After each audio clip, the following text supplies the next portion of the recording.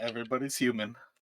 So if you all are set and prepared there, I think what we are going to do is effectively pick up shortly after that, as evening is coming on and the transition from the aurora overhead into the darkness of night. You all will be coming up on, I mean, what, on some level, if we just do it as they are figures like huddled off in the snow, it's going to look like a gigantic rock and a tiny little rock next to it. But we're basically going to have you all kind of move up into the sheltered area where pretty soon after you start to set up camp, you are going to notice that there is a furbog as well as a kobold who are sitting there against the edge of the mountain, trying to take shelter in the same area as yourselves. And with that, we're going to pick up with a little description of characters kind of off beat real quick. One of the first people you are going to see is going to be Jarthra, who is a human female. She's probably about like 5.5 feet tall. Um, Pretty much everybody is pretty well unidentifiable inside of their cold weather clothing. This is very much Eskimo gear, where you are in animal hides with like the fur turned in, so you have like a waterproof outer and then a bunch of insulation before your actual like living gear. And what that basically does is it turns everybody into a puffball of sorts. So when you see somebody like Jarthra in this occasion, it's basically going to see like a cone of a head where there's just like that little bit of hole in the fur, like right in front of her eyes, so she can see out. But that is about the only flesh that is exposed, is inside of this small corridor that leads into her face. So she can see, but it blocks most of the wind that is essentially not coming head on into you. Um, and for a lot of purposes, all you're really going to see is that this is some sort of humanoid walking on hind legs. They are carrying a bow and otherwise wearing, a lot of very fluffy cold weather clothing. And at present, in this wild situation, there's not a whole lot more to describe about what we look like. But for what it's worth, Brannick, can you describe what somebody would see as you walk into this little sheltered alcove of the mountain? Sure. So Brannick is similarly bundled up. Looks like he's maybe about 6 feet or so. Um, what little kind of facial features you can make out from under the hood. Looks like his skin is pretty fair, maybe even kind of going to pale. Um, he's got a dagger at his side, but it looks like actually he's forgotten to wipe some of elk blood off of it. So he's not. Maybe get the sense that he's not uh, doesn't use it all that often. You don't see any other visible weapons on him. Uh, yeah, that's about I guess what you see. And then how about Luther? Luther's a human male, also about 6 feet tall, kind of round faced, broad shouldered. Um, I often describe him as looks like a farm boy, farm worker, um, carrying a crossbow, chainmail. Um, I was going to say that one of the first things you probably would have noted about him is that if anyone needs healing from that last encounter, he was gonna offer cure wounds. Um, Otherwise, he's let's see. So he's got a shield and a mace slung. Um, yeah, I think that's pretty much it. And then Travion?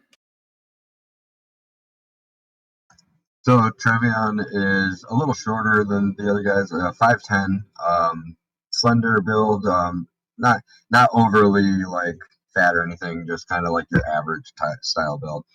But he has, you can see, kind of peeking out of the fluff off to the sides of his face. You can kind of make out what looks like almost like darker greenish hair.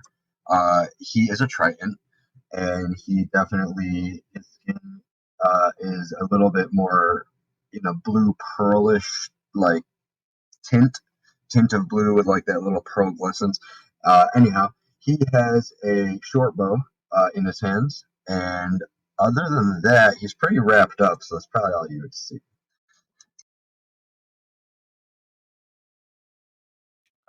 So as this party of people starts to make camp around you, you two are going to start to hear kind of the noise of everybody moving. And at some point, um, you can kind of move and just give us a description of yourselves, or decide if you'd like to, for a moment, just chat kind of out of character, how you would like to approach these people. But effectively, you are sitting here sheltering yourselves, and all of a sudden, there's another group of people who are walking up on this area, and they are doing the same. Does anyone need healing from the last? I'm down 5. Does anyone need cure wounds? Yeah, I'm at 9 out of 24. So any that you could spare, be great. Yep. All right. Yeah, Brannick doesn't look too bad. Uh, Thank you, Luther. I can breathe cleanly again.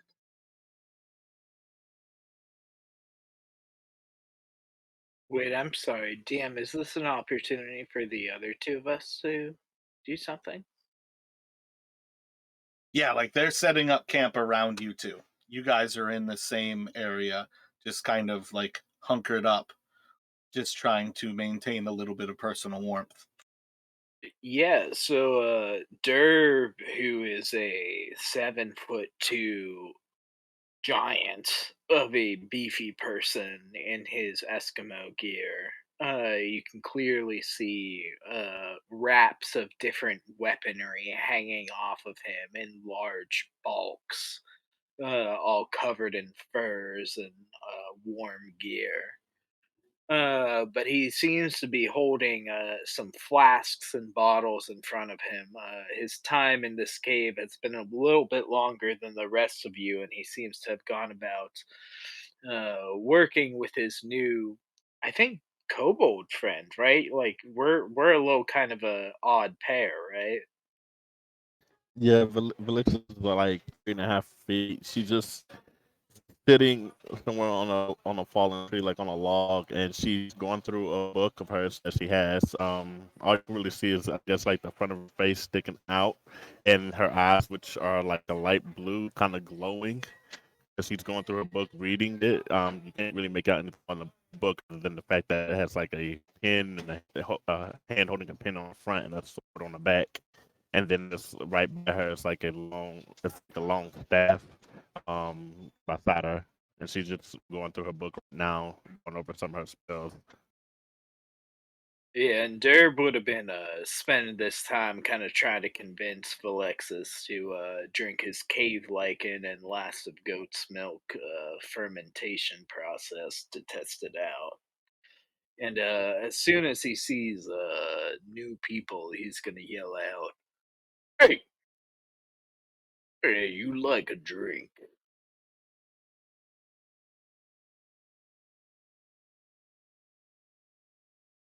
Travion looks over at this massive 7 foot giant. And is like, "Holy shit! Where'd you come from?"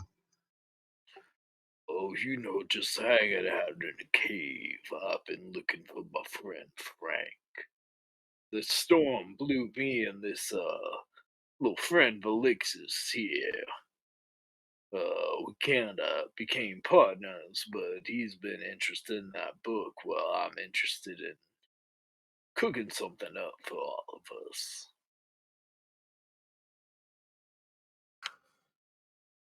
Might I ask, what's in it? Or it's a combination of fermented goat's milk, cat piss, a little cave lichen. It's got a spice to it, like a nice, tasty rye. Valixsys kind of looks around and just says, "You understand why I didn't drink any of that, right?"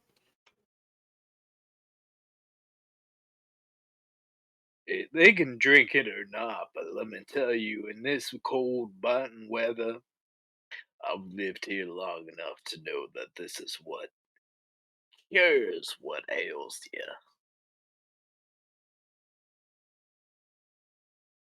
You You need have to be dips in careful. it. That'll make you feel warm, but it's gonna hurt your nerves, and you're gonna get. And she just kind of like stops for a moment and tries to interpret like whether you're like taking that like as an angry thing or not, because you're fucking gigantic. You're just gonna feel colder and colder every time after you drink it. You're. Hi, I'm Charthra. Oh, hello, Jothra. What does Jothra look like? Again, she's still completely bundled up, so you just see like a bundle of fur in cold weather clothing. Um, just to put things in perspective, like on Icewind Pass right now, you guys are sheltered from like 40, 50 mile an hour winds in negative like 50-degree weather. At this point, Celsius and Fahrenheit come back together, and it's simply cold as fuck here. If you release bodily fluids, it will freeze before it touches the ground. This is a horrendous place to be. Being bundled up in your cold weather gear is what makes things feel bearable.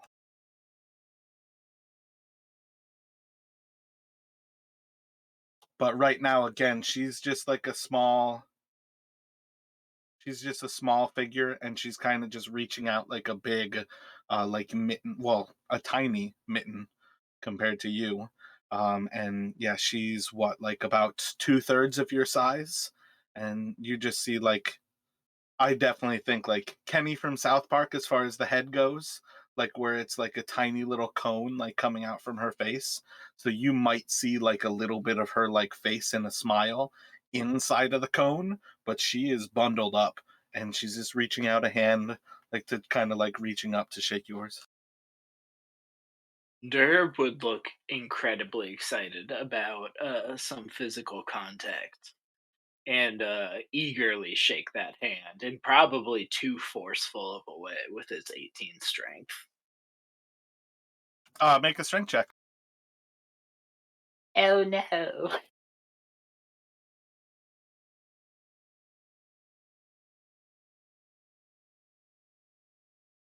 So as you go to shake her hand, you just feel this is a pretty strong individual. You're trying to be like maybe a little bit delicate because your hand is probably like 3 times the size of hers, kind of thing. But as you shake, like she's a pretty formidable, strong person, and she's gripping down on your hand with quite a bit of strength. Oh my. You seem to be quite strong. You, would you like to drink my goat's milk, cat piss, cave lichen mixture? Can we say that I did and then not? Uh, I've got some elk. You said you could cook. We could probably. Um, can anybody sustain a fire without fuel?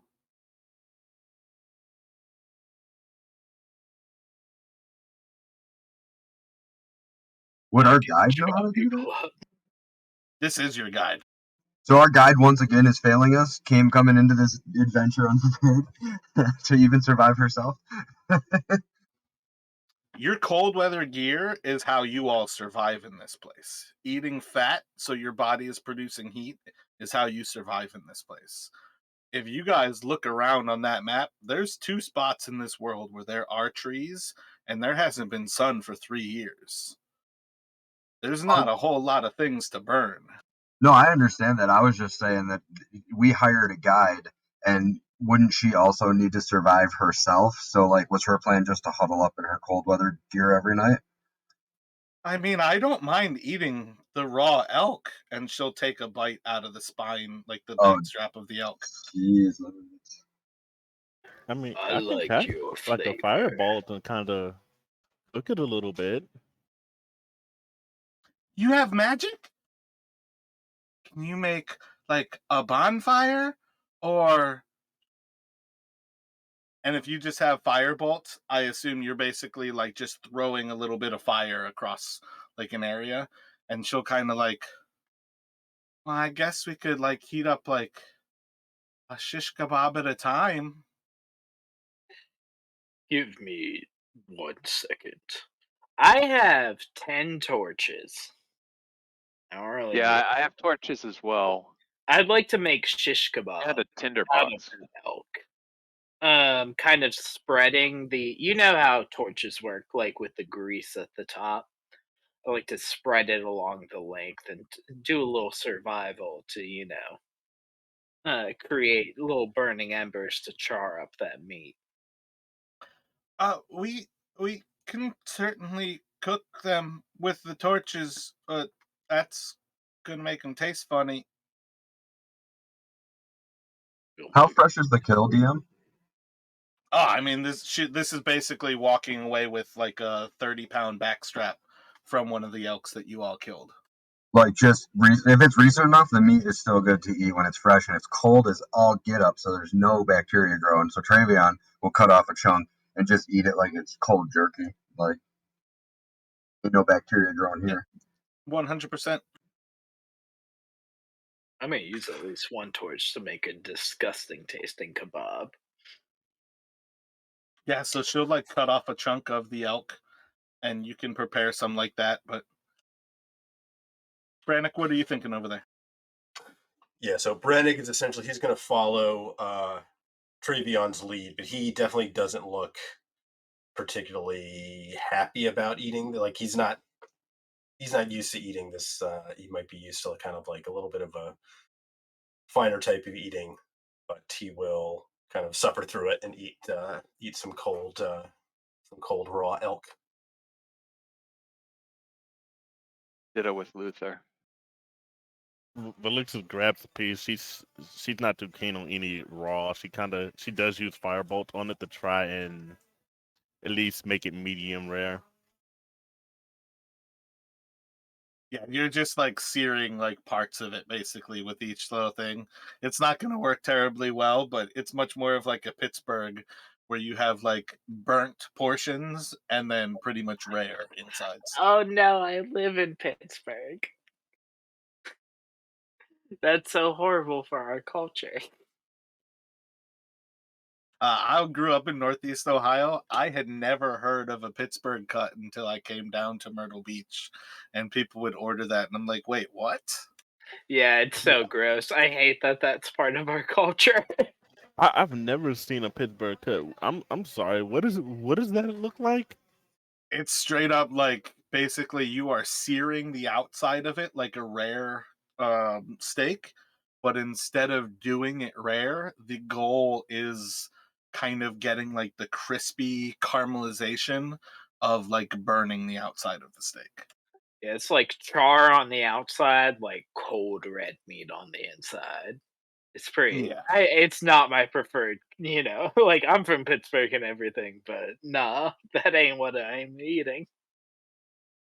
Okay, so I did look up a picture of that so I can see what that looks like. That doesn't look too bad. I'm not sure. It's not like charred and burnt. I'm not sure what y'all see, but this looks good actually. I feel like one of the things that gets lost on a lot of things like that is back when like you knew your butcher. Like a kill like this where like you know it's fresh, it's a lot easier to do stuff like that that's like going for a very raw. And I also think that yeah, part of it is like a misunderstanding and how things go more and more extreme across the like time frame of the choice. But yeah, it's a very unique way to prepare a steak because like I'll eat a steak pretty much raw. But again, you guys are kind of in this Does it survival look like that? situation. Yeah, no. In Pittsburgh, we also have what's called a cannibal cut, and that's just raw, which I feel like Dang. lots of y'all are eating right now. Okay, I sent the picture of it to the group. Is that what it looks like? I kind of think of it more like a seared tuna, like a sushi that has that sear on the outside. So like you get that, like you were saying, that crust or caramelization, a little, not as much as a piece of meat because there's not as much fat. But Yeah, I'd say that's an undercooked. Like that was cooked at too low of a heat. What you just posted for a Pittsburgh cut. Yeah, Like you're part gonna of be what I cooking like 500 degrees on a grill, and that's gonna be blackened on the outside. That's like a medium rare cut right there, in my opinion. part of what I from the restaurant industry would say is that most people are afraid to actually cook a Pittsburgh cut, and that looks like somebody who was afraid to cook the Pittsburgh. Because yeah, it sounds much worse than if somebody actually likes it, what you expect. But I mean, it does have like the caramelized edges. It's got like There you go. That's the fucked up Pittsburgh cut I know that you just posted. I'm sorry. yeah, and part of the thing is like there's a lot of flavor there. There's a reason that it happens. But that again is one of those things where like a certain level of burning adds more flavor to things, and that's what like caramelization is. Yeah, and it's heavily spiced. Like it's one of those types of cuts where you're putting tons of herbs and stuff on the outside to get that crust. So it can taste good, but I'd say like as a modern Pittsburgher, like if you're getting a Pittsburgh cut at most places, it's gonna taste like shit. But if you go to like a gourmet place, you're gonna get a good Pittsburgh cut, which yeah, it's tough to find, but you'll find it. Okay, so yeah, she kind of cooks. She's going for that first style. She gets that second one. She is not too happy that she overburnt her piece of meat, but she eats it rather than eating it like completely raw. Oh shit, yeah. Um, Stunner just posted exactly what I imagine as a Pittsburgh cut, to be honest. if uh we could stay here and I might lose the tracks. We were following some people. You're not thieves, are you? I don't know about Valixsys, but I've never stole a thing in my life. All right, good. So we're following some people that we need to kill, and where we don't want to lose them. Um, do you all want to camp here? It's your gold.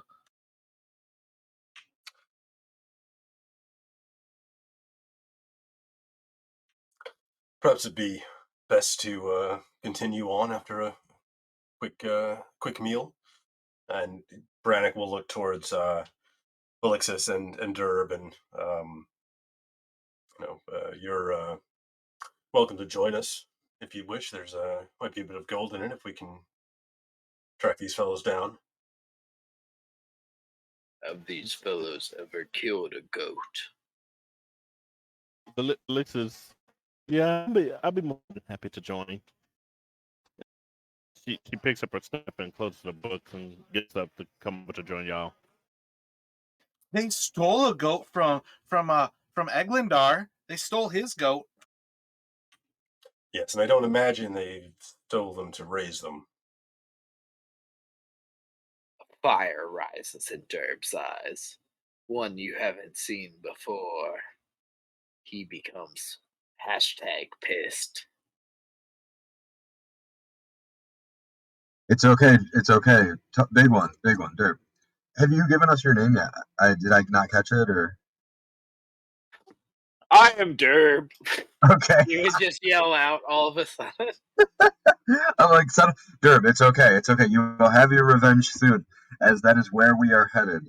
So let us survive the night, and then we will get the revenge. You see? Oh, meat and revenge. We all Derb yells at this point. He's pissed. And same with Valixsys. Have you introduced yourself, or have I missed your name? Sorry. I believe they're figuring out my name. Yes, my name is Valixsys. It is nice to meet you. Valixsys, good to meet you. Yes, join us. Let us survive this cold night. And Brannick will introduce himself to Durb and Valixsys.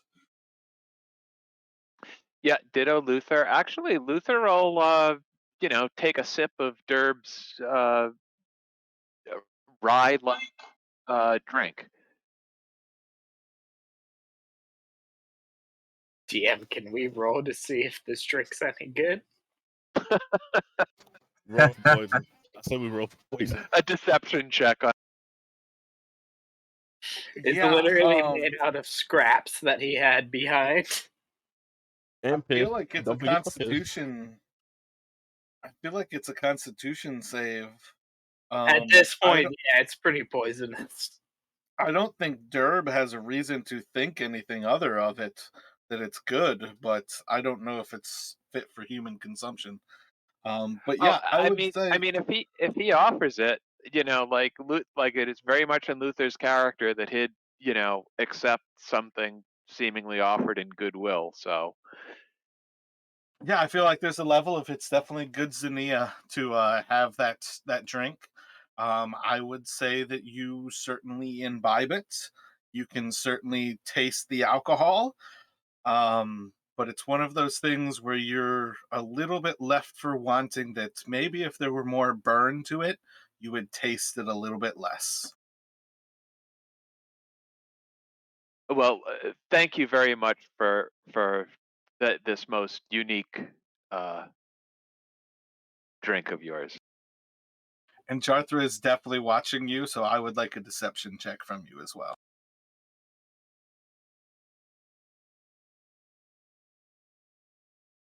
And I'm on a secret roll, but I rolled really low. You are a astounding liar. Jarthra's like, can I guess, change my mind and try it, please? I want to, as a joke, best of my abilities, switch out that for pure cat's pee and goat's milk because she slighted me earlier. I don't know why you would have all of this on you is the biggest thing, but you can certainly try a sleight of hand. Okay.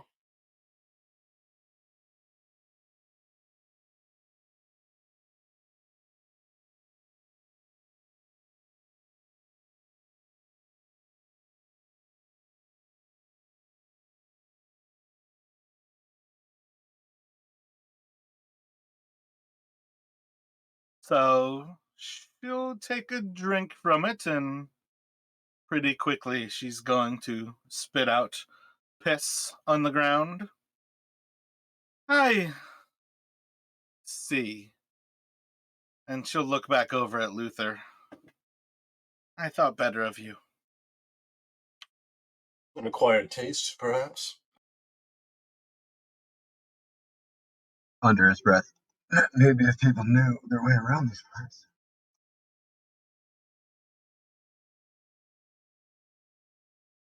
Is everyone ready, or do you need more time? I'm ready. Just a moment, and Brennick's going to kind of step back a little bit, and he's going to kind of take his hand to his chest, kind of close his eyes, and kind of say a few words softly, and you're going to kind of see maybe like a almost like kind of like an icy sheen, just kind of like spread from where he press his hand to his chest and kind of like quickly go over his body before it kind of disappears. And essentially, I'm casting mage armor, which I forgot to do when we left. Gotcha. And did we just survive the night so far? Like, is that a short rest, long rest, or nothing? Part of what I was getting at is Jarthra is trying to push you on to not lose the track. If you all are ready to leave, you guys can leave and it will be a short rest. If you guys are trying to stop here, that's a different story. And that's why she is asking you, are you ready to leave? I say we push on, but not seek combat without a rest. Well, we did. He said if we're ready to leave, it counts as a short rest. So I'll take the short rest and push on. Yeah, Brennick's afraid if they try to take too long of a rest, they might lose the track, so he's ready to press on as well. Yeah, so you all can benefit from a short rest there if you would like to roll hit dice.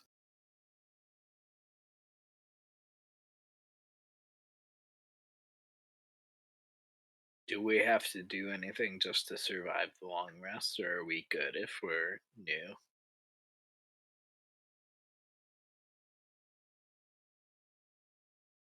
You two are effectively like fresh off of a long rest, so there's no real reason for you to have to do anything. Is a Okay. hit dice Thank a you. special roll on D&D Beyond, or just a? When you go into the short rest in the top portion, if you click on short rest, you'll Got see it. it shows like some hit dice there, and you can roll them. And then when you click to take a short rest, just make sure that it's actually burned in the hit dice that you've used. Which means that like make sure that actually shows that you've used one each basically at this point.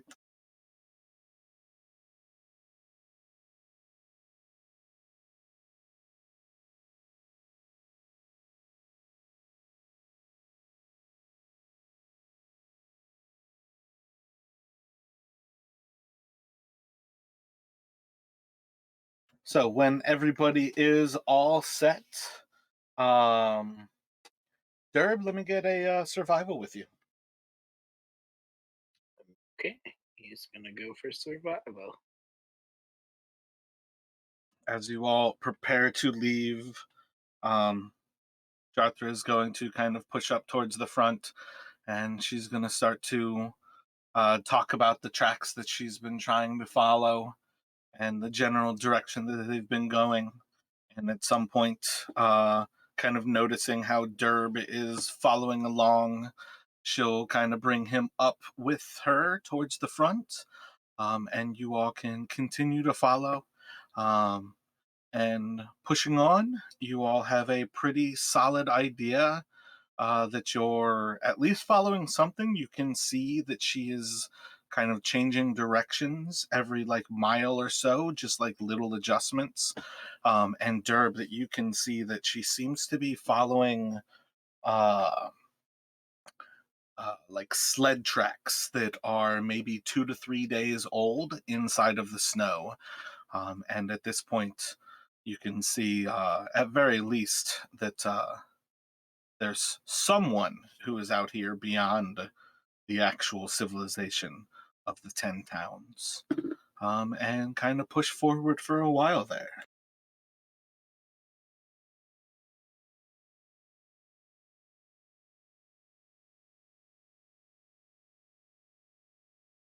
Are we noticing anything else as we push forward, or is it a pretty nice, uneventful trek through the snow? This is about the worst part of any of this, as the wind is actually picking up around Kelvin's cairn, and you are walking pretty much directly into it, and all of this is coming right off of the the Garrod Glacier. I feel like that's the wrong name coming to mind right now. The Reghead Glacier. Yeah, right? Regid. There we go. I knew there was an R somewhere in it. And it's coming off of the glacier, and it is pretty much biting right into your eyes. So this is a pretty horrific kind of time for it. The increase in velocity around the mountain of Kelvin's Cairn, probably putting these at like 60, 70 mile an hour winds. And realistically, any level of looking forward is feels like your flesh is freezing just immediately. So it's very much kind of face to the ground, just kind of trudging forward and trying to keep an eye out every few moments as you try to pay attention to things. And moving forward, the snow seems to be picking up. You are following these tracks pretty well, but eventually you start to notice as you are looking up that the aurora has gone, darkness has set in, and there's little ability to see beyond just a few feet. And after a while, Jarthra is going to turn around and I think a blizzard is picking up, and it might not be safe to continue forward, but we at least have the tracks for now. But if they come into town regularly, they might be coming this way still. I did want to say something during this trek. Could I have kept out a notice for small beasts, whether they're snow hares or like ice foxes, something similar to that? Like keep an eye out for those things. All right, what are you looking for? Like to what end? I'm looking to utilize my speech of beast and leaf feature to convince a local beast to keep tracks fresh for us. So go for a perception check. Ooh, pretty good. So yeah, if you see a hare off in the distance, what do you want to do?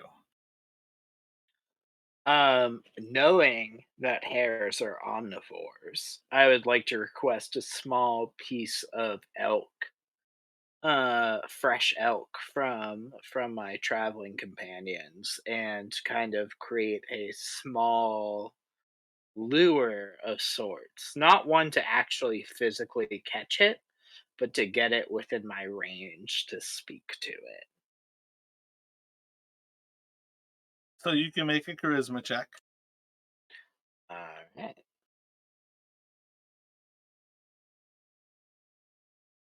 And you'll just see as Jarthra kind of like stops to like stare at you while you basically just kind of stop moving. Oof. What are you doing? I am attempting to catch a hare. One to keep the tracks fresh. What do you mean, fresh tracks? The tracks are this way. You can see them right there on the ground. But if we want to keep them fresh later, we would want someone more keen than us. I think you've had enough of your cat piss. That may be true. So are you ready to maybe continue on? Or do Yes. you guys want to stop for the blizzard? And I'm not sure pushing on the blizzard's the best idea, but I'm no tracker, so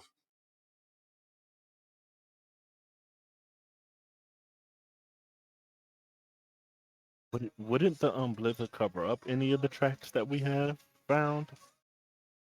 When we I leave the mean, that's trail what like I'm that? saying. Like, I'm trying to be creative here. Like, is that not allowed? Like, I'm confused. No, like being creative is perfectly fine, but I don't know if the rabbit is going to have any better chance than two people who are skilled in a skill. Okay. I The think rabbit sickle. I think finding a creative solution is fine. So, as you all push forward into the blizzard here, Jarthra is going to start to look on, and as the winds are picking up and you are incapable of seeing a lot of things, you all are going to start to notice that at some point, as the rabbit kind of drew you off the course, you guys are on the other side of fresh tracks, and this sled has come through here. recently.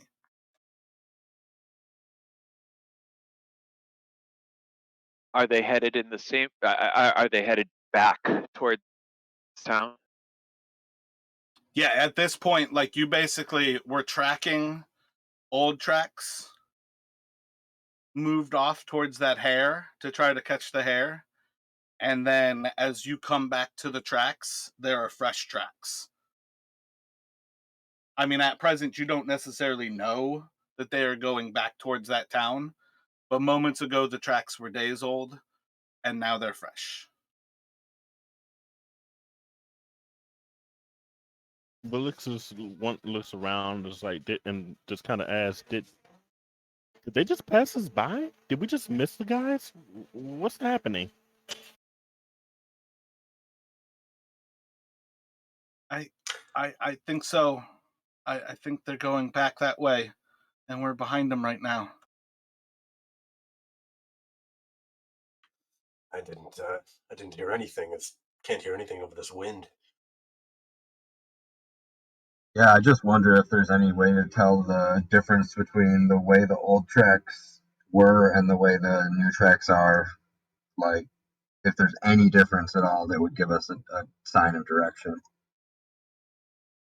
What do you mean, like the way the old tracks were versus the new tracks are? For example, if you said it was a cart or a sleigh, rather. So what I'm thinking is maybe depending on the style of the sleigh, it could have two smaller sleds for steering in the front that are more on an axle, and then maybe two larger or one larger guiding sled that's thicker in the back, and potentially depending on the zigs and zags, where you could see like, oh well, it looks like. You could see like the smaller tracks peeking out if they were zigging and zagging, and then the larger base covering up the center section. So potentially, I'm just thinking outside the box of like maybe like a different style of sleigh or a different track layout, or maybe thicker, thinner front to back tracks that would give us an indication. Gotcha. Roll the perception.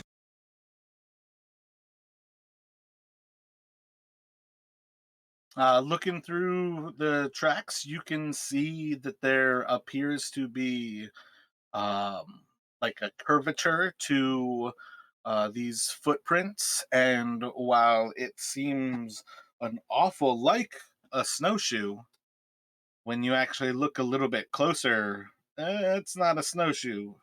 It's just a giant footprint, and you can see that there's like that kind of like arch that shows you the inside of the foot. Um, and it kind of gives you that idea that these feet are somewhat pointed back towards town. And you guys have I would say one thing that you would know at this point is you have fresh tracks back towards where they came from, or you have fresh tracks back to where you came from.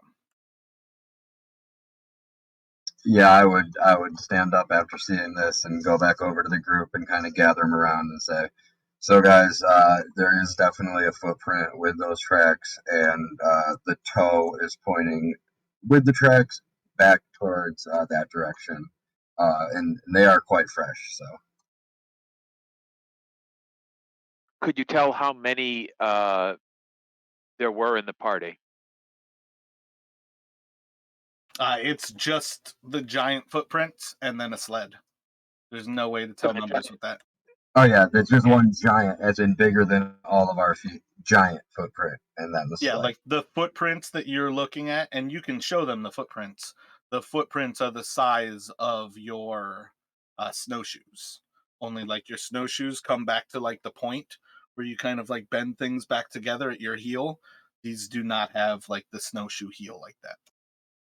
But there's just one pair of footprints, or are there multiple pairs of footprints, or can't we tell? Can't tell. Looks like one. Sounds as if we should double back then, if they've gotten behind us. Everyone will look to Jethro and say, "All right, these are very fresh, heading in that direction. Do you know a shortcut that could make potentially help us catch up?"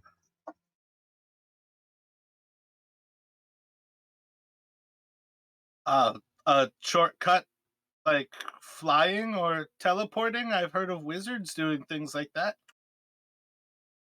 Oh no, I was thinking something along the lines of if they were following this trail downhill, perhaps we could make a makeshift sled and slide down and get ahead of them, like down a different path or off of a side that wasn't so steep.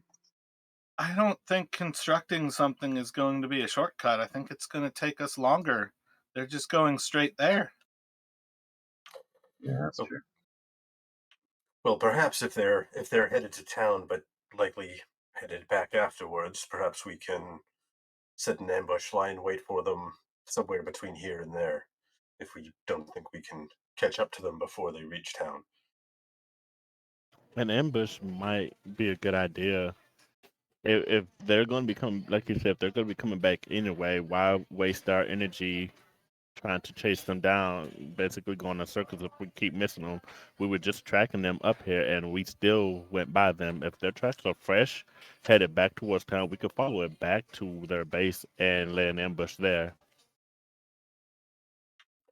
Yes, and I might be able to once we pick our slot, I might be able to set some type of alert that will let us know um, if they're nearing us again. An ambush seems a wise way to take such a large creature or creatures. Uh, was the suggestion that we follow them and look for a place to ambush them, or to go back from whence they came and try to find their lair and ambush them at their lair? We go back from which they came to try to ambush at their lair.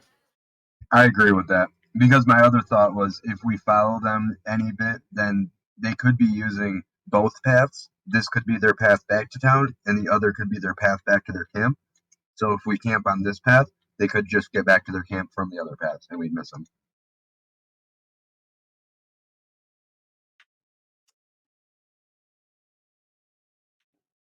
Yes, that sounds like logical to me. Jathra, what do you think of this plan and the blizzard? Do you think the blizzard uh, allows this plan allows us to head back from whence they came and find a spot, or is it too heavy? You all hired me. You can tell me where you want to go. I know I'll live through a blizzard, but I feel like they haven't been able to steal anything yet of big value. We don't have anything, so finding their home seems smart. Travion just looks back at the tracks, looks up at Jothra, looks at the group, and it says, "This is the freshest tracks we've seen, and this wind is blowing. I say we follow him." And looks at Valixsys and says, "I agree. I say we follow him back to their camp while we have the freshest tracks before it gets blown away." Agreed. Onward. Onward.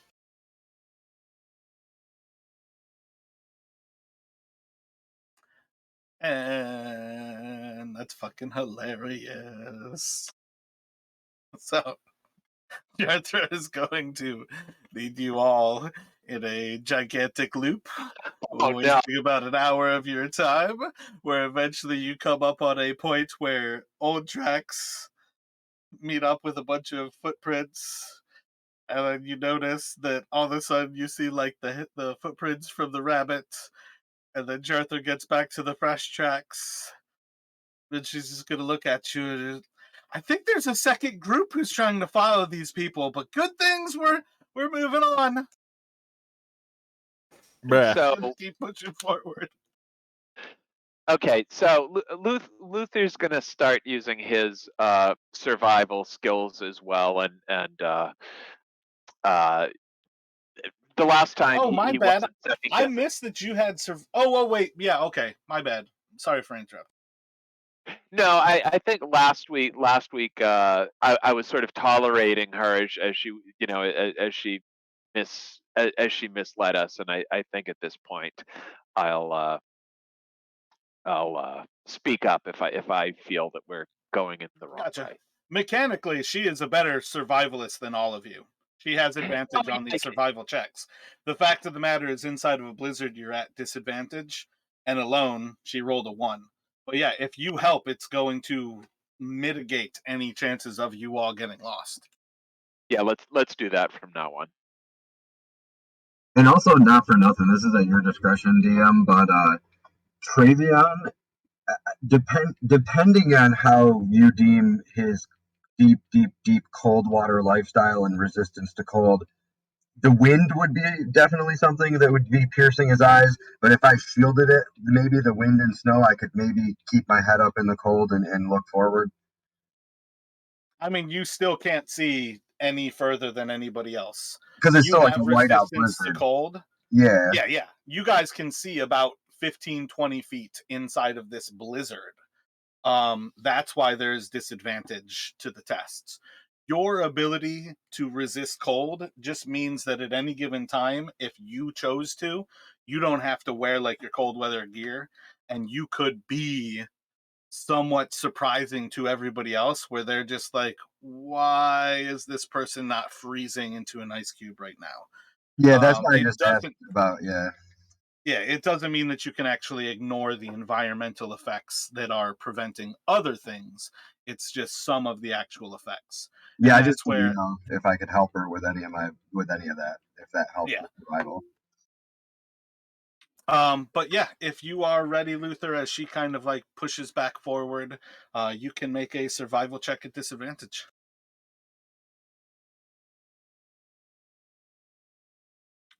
Brannick has a sneaking suspicion that this other group's tracks are our tracks.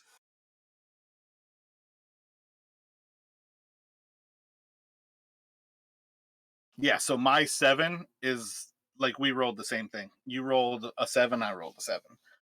She is a solid tracker. It just so happens that alone things are dangerous. So yeah, you all can push forward following these fresh tracks. The strength of the blizzard holds up, and it's a pretty horrendous time. There's a lot of that kind of just keep your head down and push forward, and you feel like you're almost standing at like a 45-degree angle into the wind with all of your weight just kind of leaning into it, and like you could almost like not necessarily fall asleep, but you could basically not be able to fall over if you did nothing to stand up, with all of your weight kind of pushing forward, and slowly push on deeper and deeper into the north. There would be certain times where some of the snow kind of breaks, and you see as kind of Kelvin's cairn disappears further and further into the foreground beyond or into the background. And there's going to be times where looking ahead, you're going to see some signs of like rolling hills that are kind of an extension of or the foothills of the spine of the world. um, and we're kind of walking into that area, and let's just do one more check real quick.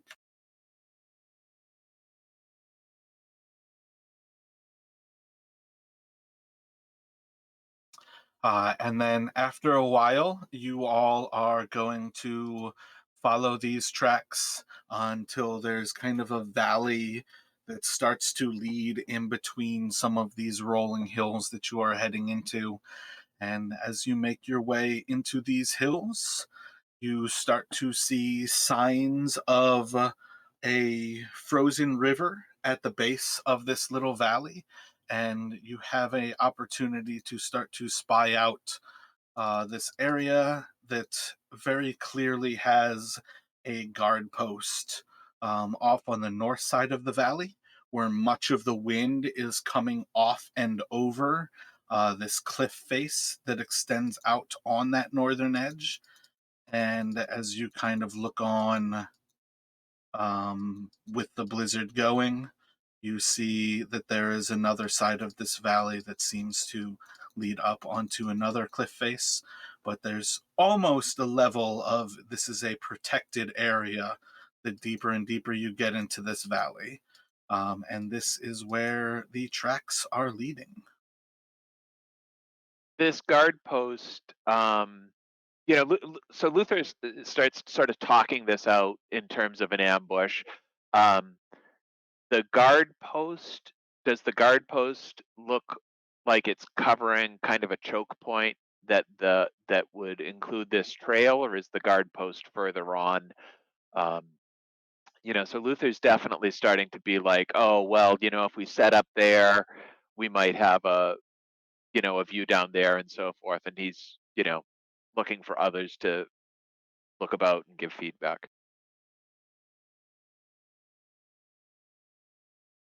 As soon as Trayvon sees the guard post, he just kind of like uses his really snowy, snow-covered, like cold weather gear.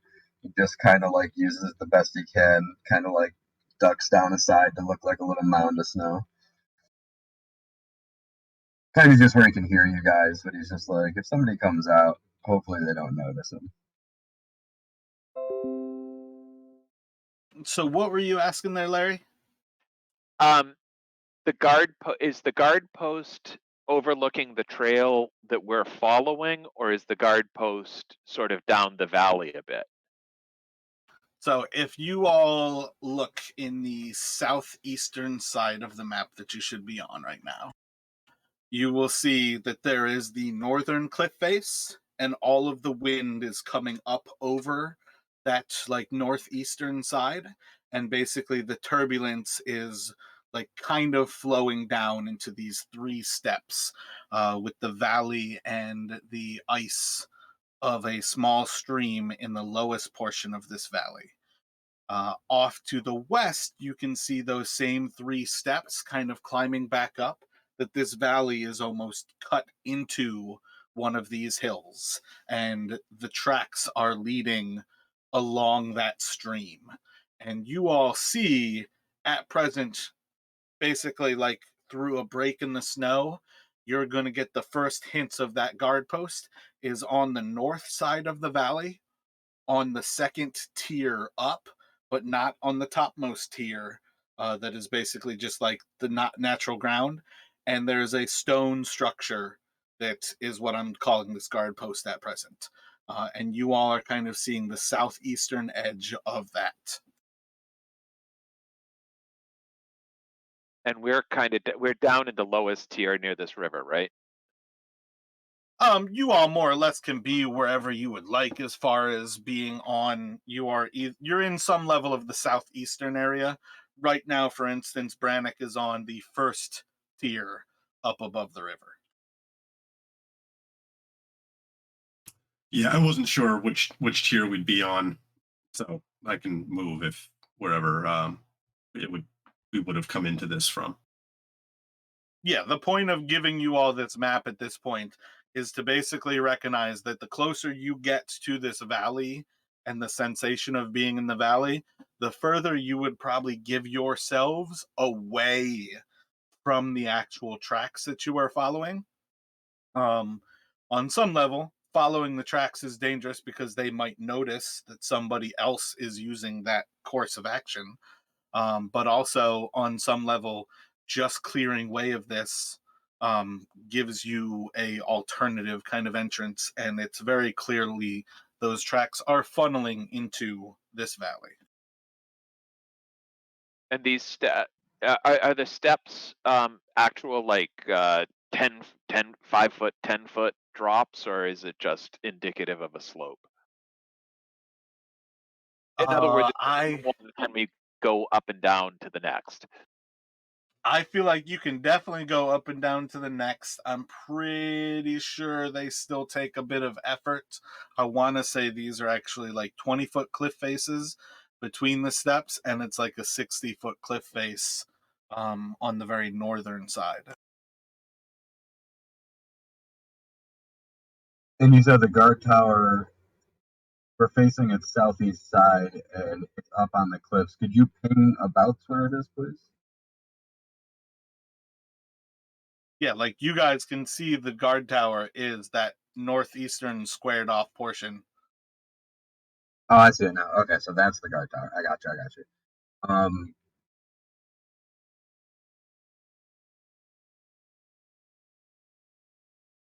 Okay, I look to Luther and I say, like, what can you tell the tracks? Because you're the one assisting in survival. So, do you see any foot traffic around here where we're at currently?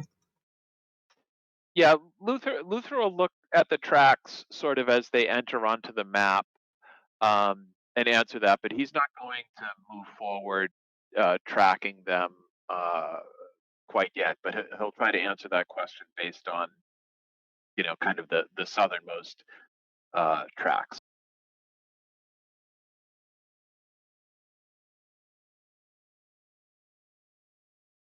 What do you look I'm looking for any for about the change in southernmost tracks? So I'm looking for any change in the tracks, like whether, specifically probably whether I see any additional older tracks, or any indication of more that this is a regularly trafficked choke point in the trail, um, or any change in direction of the tracks. Make a survival.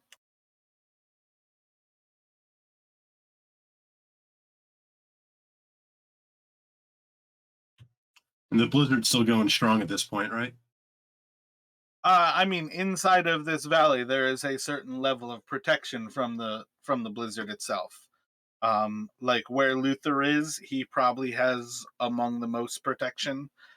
You would still have a pretty solid amount of protection being up against that wall, as well. But in general, this area already has a level of protection against the blizzard. But the tracks themselves are in the very lowest level of things. So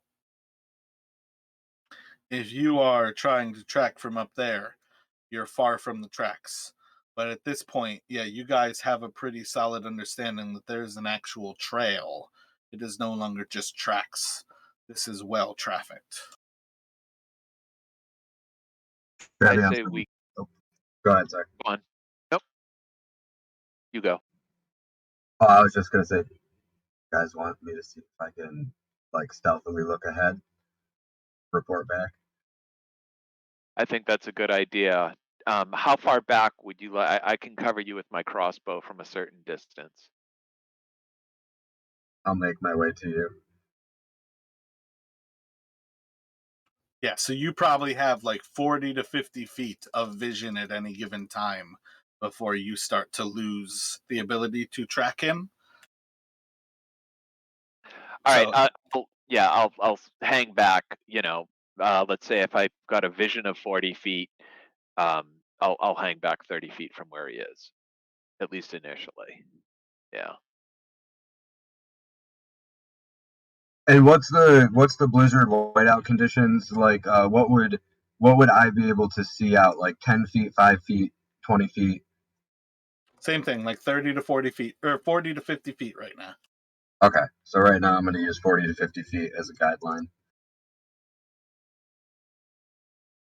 which we're already pretty darn close. So after meeting up with Brannick, Hence why I showed you guys the guard post. Yeah, Because thank you you. can see that 50 feet. So after coming out of my little snow bubble, I'll meet up with Brannick and Luther up here in Valixsys.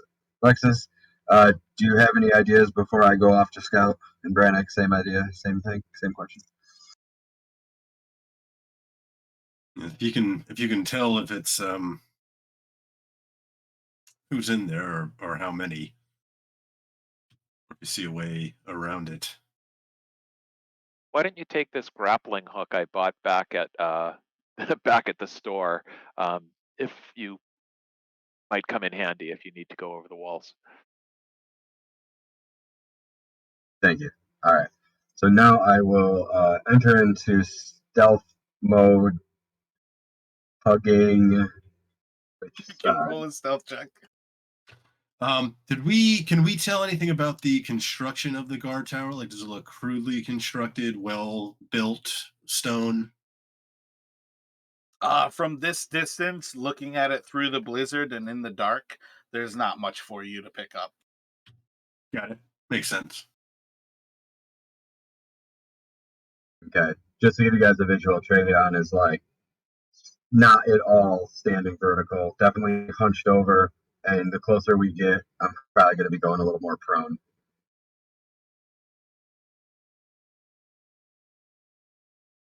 How far do I go before you would like me to make another stealth check, or is that just the one until I keep going? There's a certain amount of it's pretty open to you. When you are trying to do the same thing, you can kind of continue on.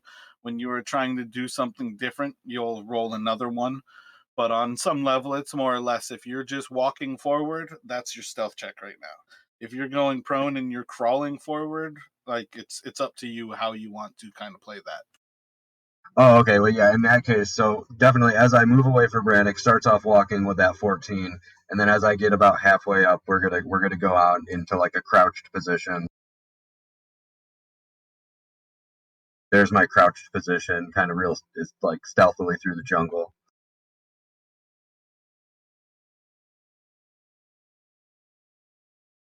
And then before I go prone, I will look up to see if I can see anything. So right now you're seeing the large square of the actual guard post ahead of you. It's about a 30 or so foot tall building. It's hard to see exactly how tall the roof is as it is covered in snow. You can see some signs of there being like arrow ports that are basically looking southeast and to the south. But as far as anything being inside of it, there's no light within, and it just seems to be darkness.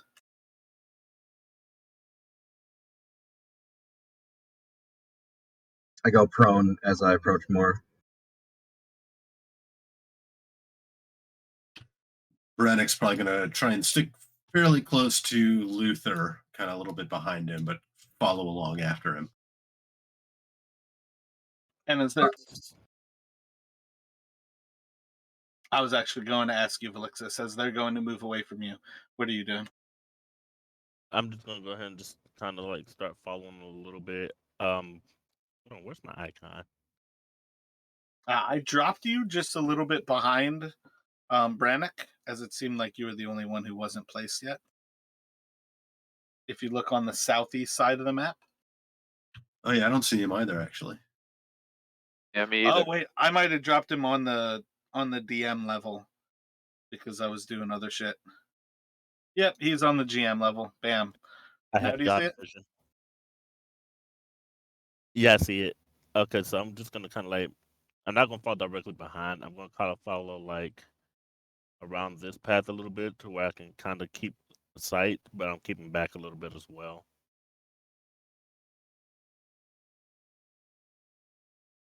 So let me have all of y'all do stealth checks here.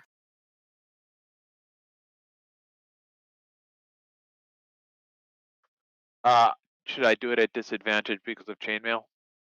Yes, please.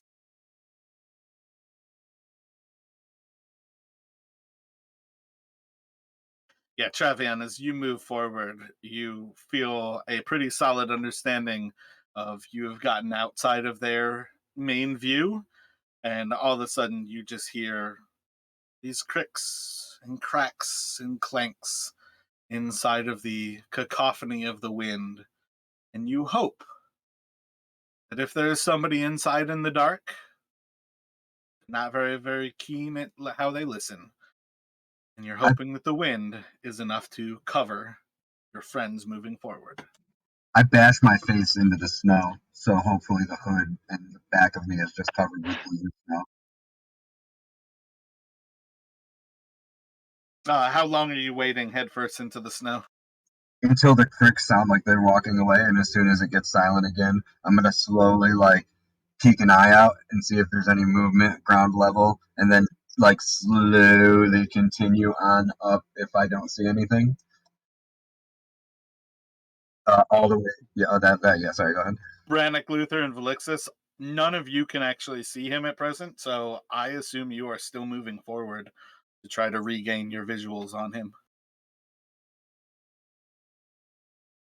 So he's moved forward from where it's showing right now. He's actually probably getting right to the, or we can't see him at all. You guys can't see him because he's stealthing. I mean, Braddock's essentially trying to keep Luther in sight, almost like a chain. I gotcha.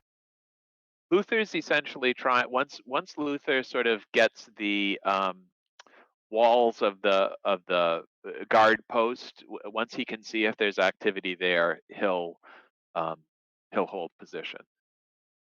Gotcha. So yeah, as you move forward a little bit further, you can confirm like you've got a pretty solid sight about 80% of the time on where the guard post actually is there. So should I just move forward another 5 feet? That's 10 more feet, or less 10 feet, fine. whatever. And what is Valixsys doing? She's still just kind of following. She's not trying to. She's just keeping the sight on the two back here while, because she's not trying to get all the way up there right now. Because she's not trying to give away anyone's position right now. Gotcha. Because she's kind of right along the side, the edge of the wall right here. Trevion, let me get a perception from you at disadvantage.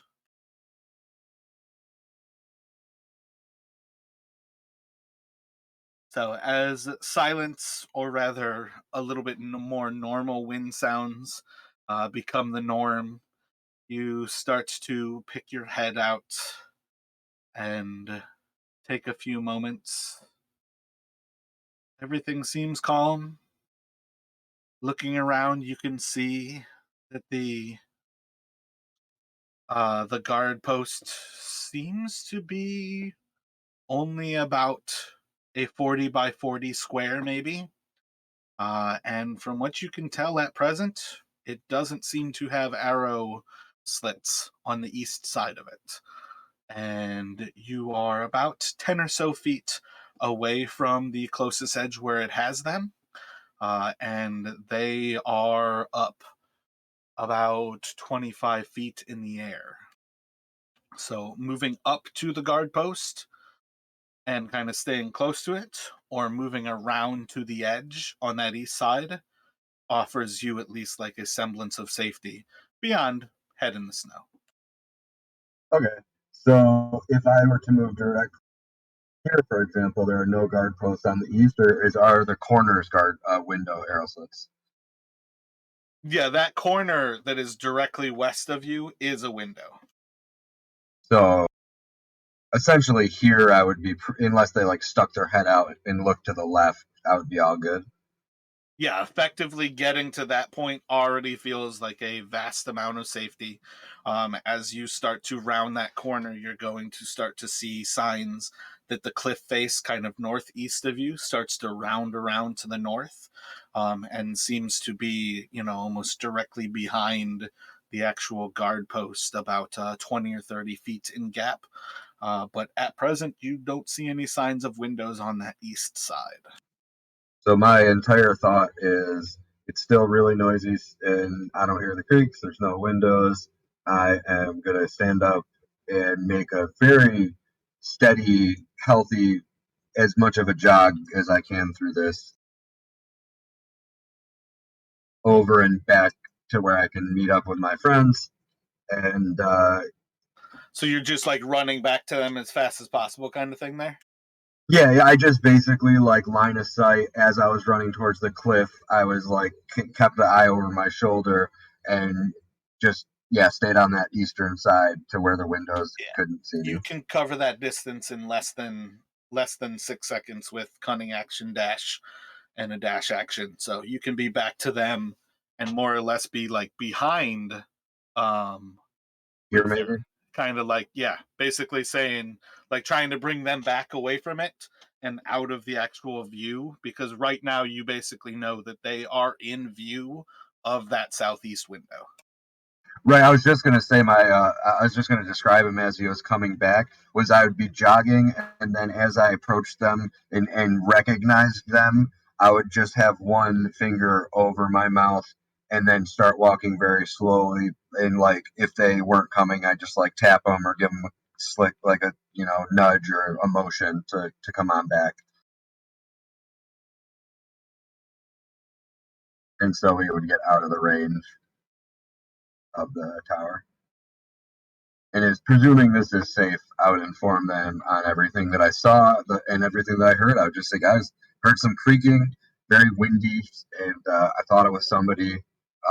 But the good news is the east side of this guard post has no arrow slits, and it's pretty darn safe if we want to try and be careful of the southern arrow slits. But if we can get back to that east side, we should be okay. You didn't see anyone. I didn't see anybody. I just heard somebody. I'll hand back the grappling hook and I'll say thank you for this. I didn't need it this time, fortunately, but I did hear someone. So keep it in mind if we do want to get in there. You can keep it if you want. I mean, you're probably going to be the most likely person to have need of it. Oh yeah, man. Thank you very much. I had that. Yeah. All right. So, and you're sure the sounds you heard were from inside and not our clumsy attempts to follow you? Yeah, definitely because it wasn't crunching in the snow. It was 100% like you were sneaking down in the morning to open up a Christmas present early, and that floor creaked. This is the ideal spot to ambush the creature or creatures that are raiding the town. Should we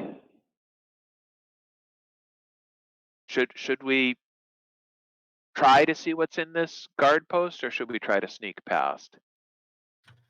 And I'd rather not leave it behind our backs, knowing what's in there. If we can take it, it would also give us an excellent vantage point. That sounds good, actually. Yeah, I don't want to fight the group returning and a guard post shooting over our back.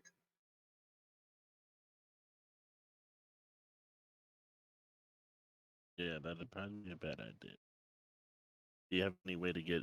Did you see any way to actually get inside for us to carry this plan out? Well, while looking on the ground level, I didn't see anything noticeable. But I figure at the very least, I could use the grappling hook on the southernmost window if it sounds like nobody's there. And we could sneak in using the east wall as cover and then that very first southern window. So we could kind of like maybe potentially get in that way if there's not a way on the bottom. Um, how about this? How about this? I'll go back up there and if you see, if you're able to see me throw the grappling hook, you'll know that would be the way we're going to do it.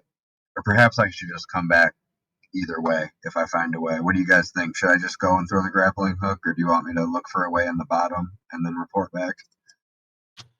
I imagine there must be a door on some side, but perhaps if we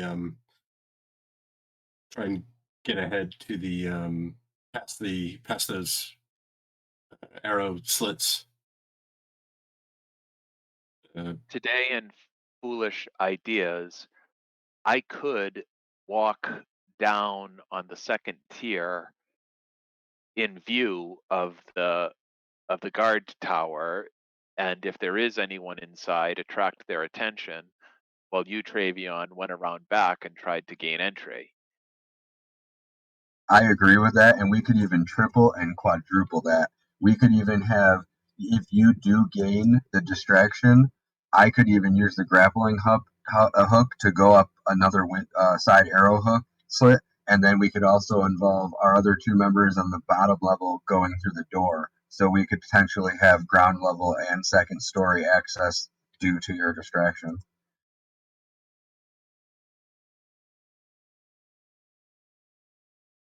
Do you want me to try and get in position first, or do you want to go distract first?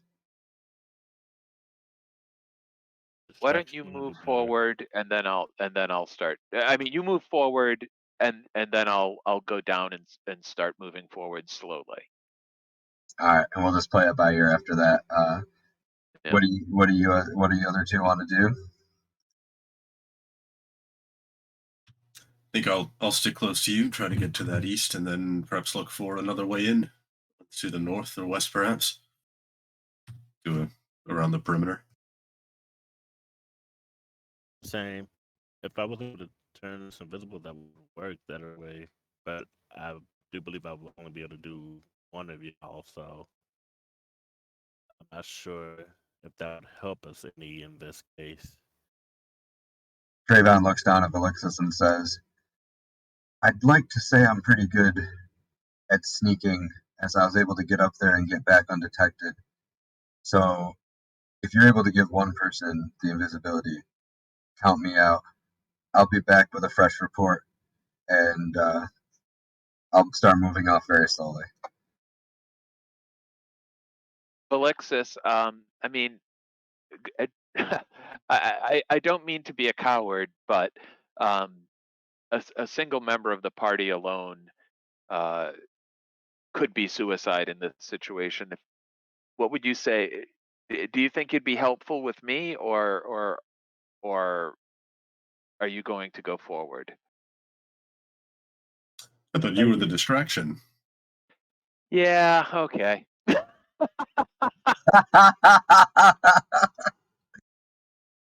I'm just remembering the last time we split the party. Yeah, if you're invisible, I don't think you'll be able to distract much. I mean, unless you throw rocks and everything. Yeah, you're If you right. want, I can use my mage armor on you to help you with any defenses for the time being. Mage armor is definitely self.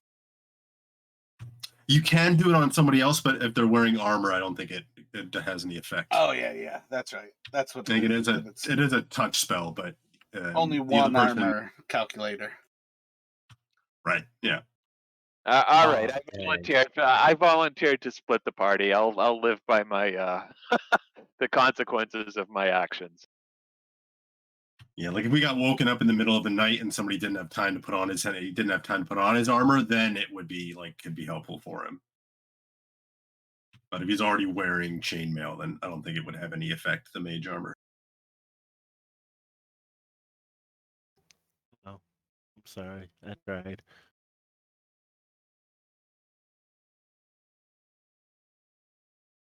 So Brennick is essentially trying to follow Travion up east. He's probably trying to get there since he knows now the arrows are here. He's not really trying to move too stealthily. He's trying to kind of get up there and past them as quickly as he can. So Luther is going to start.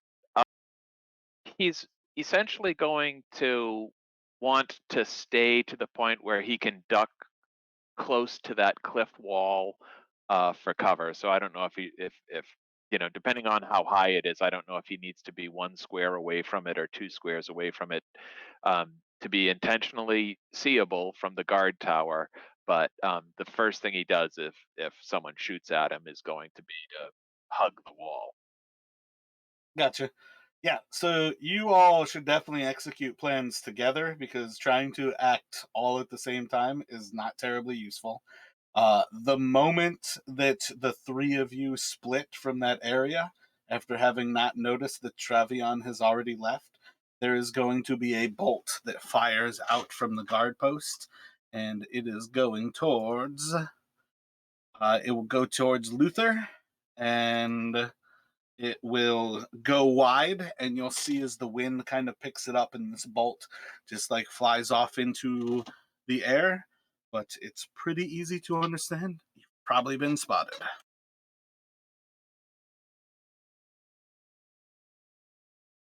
Do I see this bolt too, or just Luther? Yeah, all three of you were there, when that bolt flew off. Ah, crap. We've lost any semblance of stealth, so let's just try and take it. And Brandon Yeah, would are at that our point. tokens okay, or do we need to move our tokens back? Well, part of what I was getting at is like there's not really a purpose to just moving everybody like at once. If somebody is talking, we have to like let them actually talk. And that includes not moving your characters like during that time. As far as things go, I would say this first turn of combat is Brannick and Valixsys kind of running towards the north, while Luther basically is crawling down that cliff face, and that's when the arrow kind of flies off. So you guys can roll for initiative here.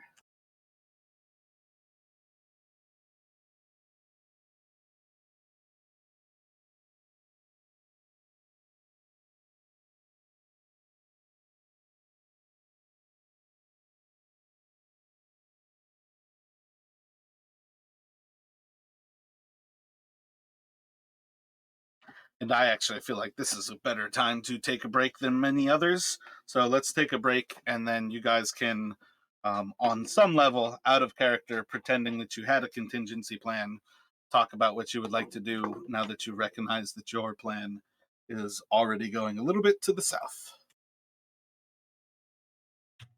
All right. Sounds good. All right. Oh yeah, and as far as breaks go, we'll take 15 minutes. Like we'll come back 5 after the hour. If you're back before the actual like time, if everybody's back, we'll get started.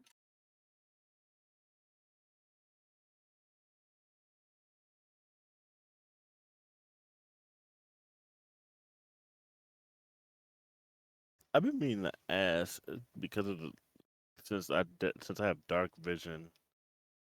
Even though would I be able to see a little bit further than normal and be able to see like the little gray, or is it because of the terrain it's still the same?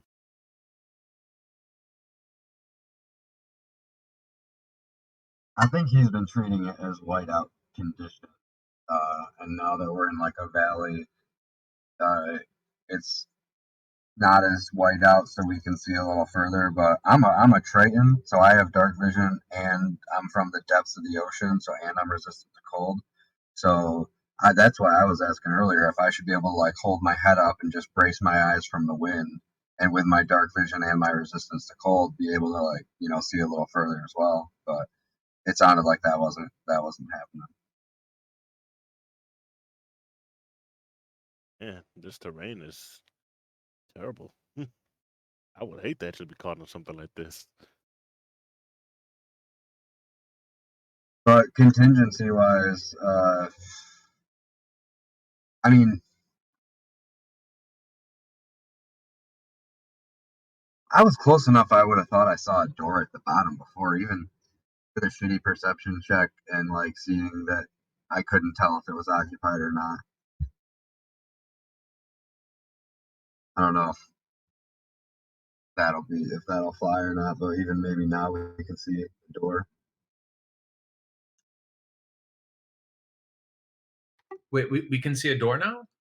Well, I'm speculating that with how close I was before when I initially had my head up and was looking at the arrow slots, prior to hearing the creaking noise and burying my head in the snow, I would have imagined that since I was close enough, even if I was looking up, I would have glanced by perhaps a bottom entrance or a bottom way in.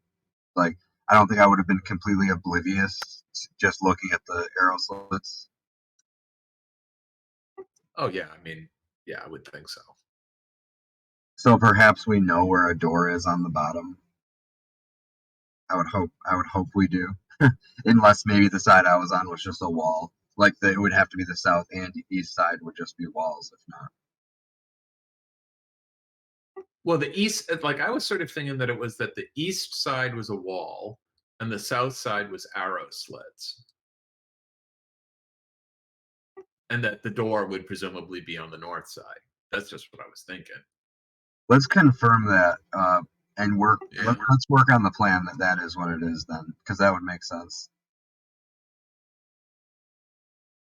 I wonder, do you think there's arrow slits on the most likely? Actually, yeah. Well, this is a weird scenario because if it's overlooking the path below, it would essentially have arrow slits on the south and the west.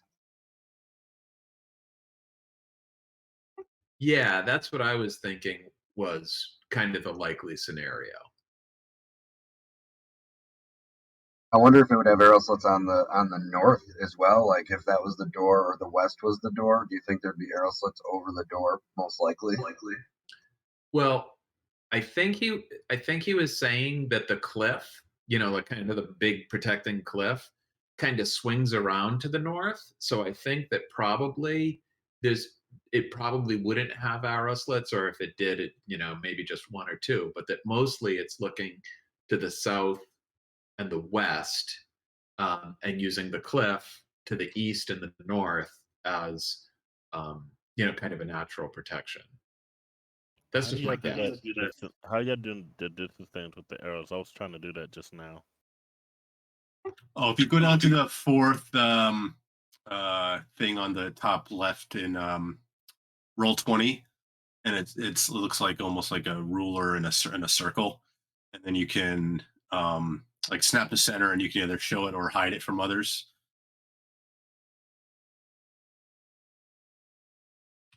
Sorry, click the where the starting point, and then drag it to where you're looking, and that'll give you essentially each square is 5 feet. Okay. I was trying to check something. All right. Yeah, so I'm thinking, like, given how the arrow slits are about 25 feet up, if we essentially hug the wall. So Brannick's thinking like since if Travion didn't see a door on the east or the south side, it's most likely on the north or the east, although the east might be kind of at the kind of cliff's edge. So, but if we kind of can get and kind of hug the wall and move around it, then it gives us a little more cover from, because it's tougher to shoot like kind of straight down from the arrow slits. Yeah, that's And then similarly, in terms of sort of wall hugging as a tactic, if I can hug the wall on the second tier and stay in cover, or stay in, maybe 3/4 cover, I could continue. I could zoom up on the what is it, east hand side, I guess. Or the alternative would be that I get up on the same tier as you.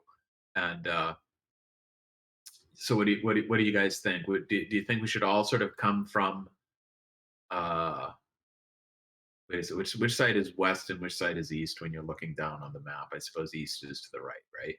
I'm assuming this is a north-oriented map. Yeah. Yeah. So should I drop back and all of us attack from the east, or should I try to hug the wall and get around to the west?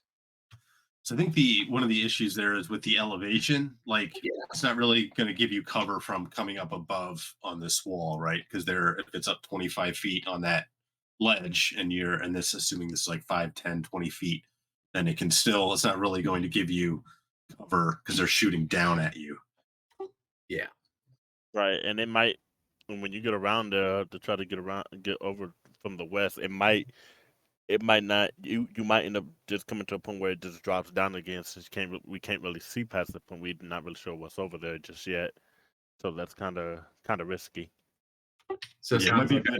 yeah. Sorry. I'm thinking it might be better to kind of have you come back up and join us, and we'll kind of look for a way in.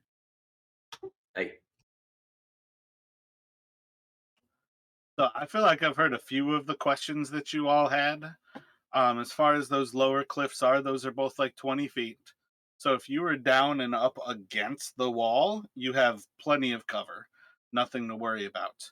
But you also will have like a difficulty actually climbing up alone to like get back with everybody. And then as far as dark vision goes, again, you guys are already getting a lot more light than you really have in these conditions right now, because you are effectively right off of a new moon. It is Tarsak's second for this. Actually, I guess it's kind of turning into the third right now. But you are basically in a sliver of a moon. So this is already incredibly dim light that you are looking for, until dawn, when the aurora picks back up, where it goes back to still dim light. Anywhere that you are not like basically creating light, you guys are playing in dim light here. But as far as dark vision goes, I will describe vision beyond what you can see. Um, Once things are lit with like torches or lamps or like inside of buildings, that's where you actually get to see things like on the map specifically. Because again, I always want to stress dark vision is something, but it does not solve the problem that everything sees with light. You are not blind when you cannot see, when you have dark vision. But that's why I will describe it to you, to give you an idea of what lies beyond that black wall, basically.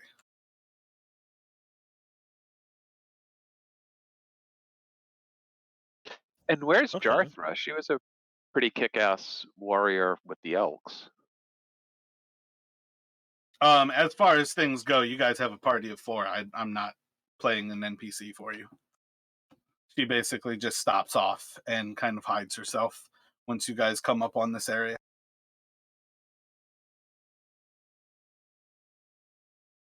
So I we will absolutely, go ahead. I absolutely detest the NPCs. It is not my job to play both good guys and bad guys. It is up to you guys to become the heroes.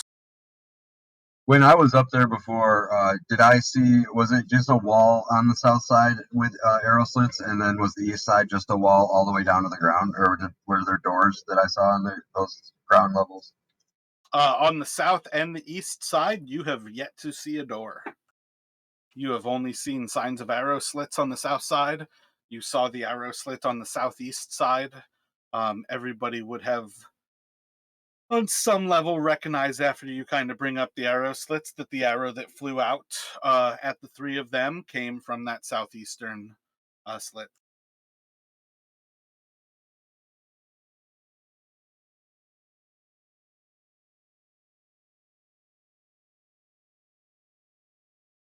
Like right here. I was not looking when you said right here. Yep.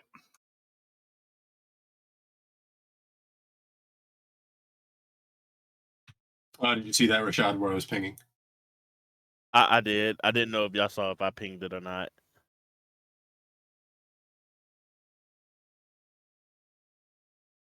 And the arrow slits are about 25 yards, 25 feet up. So if you did manage to hug the wall, they'd have a difficult time shooting down at you. Yep. Correct. Effectively, if you guys talk about the guard post strategically, that's part of why I feel like you guys moved away from the actual huddle too soon here. If you talk about the guard post strategically, if you get close to it, the guard post is nullified. And that was what I feel like Travion was able to bring back to you all as the first strategy, having got up to it. Is that if you guys are all at the base of the guard post, it's not going to see you. It's not going to do anything to you. And it's the same idea with you going down to that lower level. You could walk along that cliff face on the lower level, and the guard post can't see you. But you would have to, if it's all of you, be in single file. But like if you wanted to attract attention, you could walk up along the wall and then walk out from the wall to show yourself.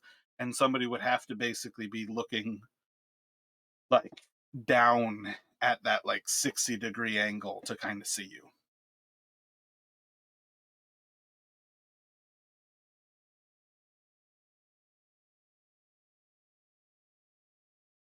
You know, it's definitely like a pretty steep triangle to kind of look down that wall from like the guard post to like this is where like Luther would be walking. So you would have to be out a couple blocks before you actually show up in their view. Whereas you could walk up against the wall and, you know, maybe like slips of your shoulder.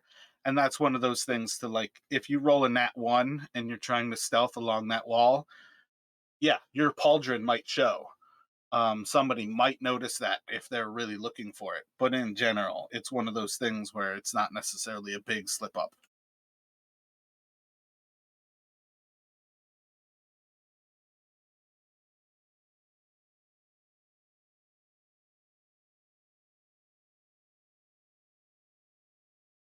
are we gonna move in initiative order, or should we start, or should we just talk? Did you all have any more questions before we move forward? We can definitely jump back in. Yeah, I'm ready to jump back in. Yeah, I think I'm good. Yeah, again, I heard some of the questions. I didn't know if we actually got to all of them with that. So Now I know that I did hug the eastern wall before I sprinted back, so I'm assuming there's no door on the eastern wall. Yep, that's what I was saying. You have only seen signs Of of arrow. arrow slits on the south and the southeast side of this. There Gotcha. is nothing on the east.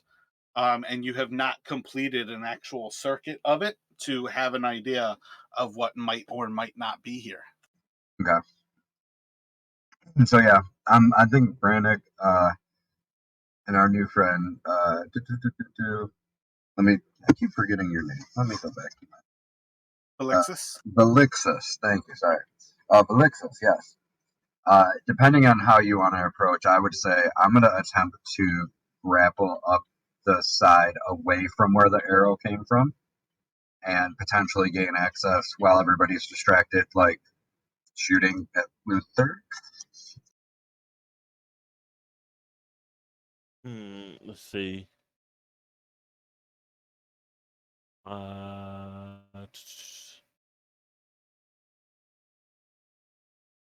She's not gonna shoot. Okay, so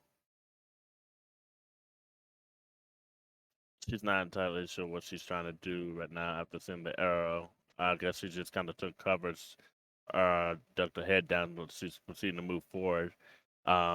She is trying to get close to the tower to where she's not going to get hit, since it's going to make it a little bit more difficult for them to actually hit her, and see if she can get a line of sight on who shot the bolt or the arrow towards them.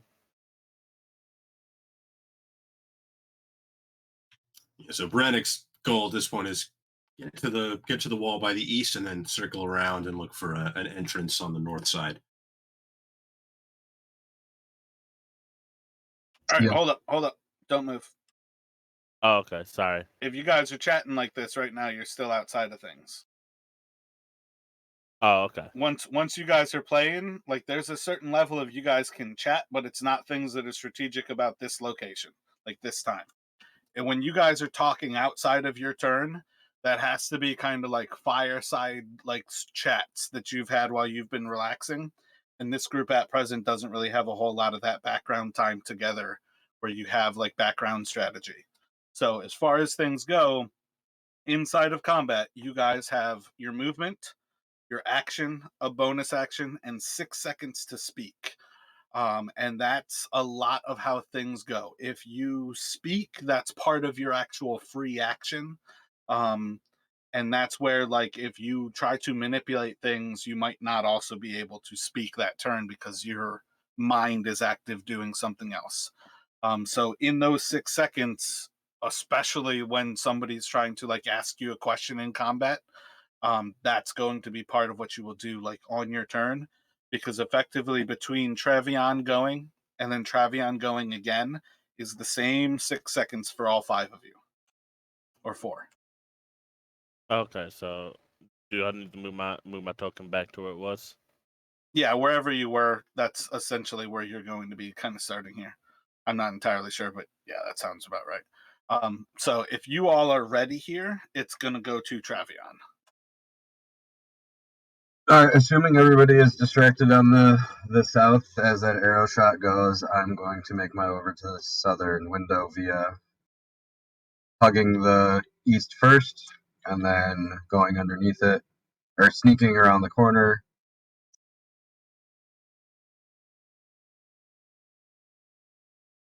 What corner are you sneaking around? Around the north?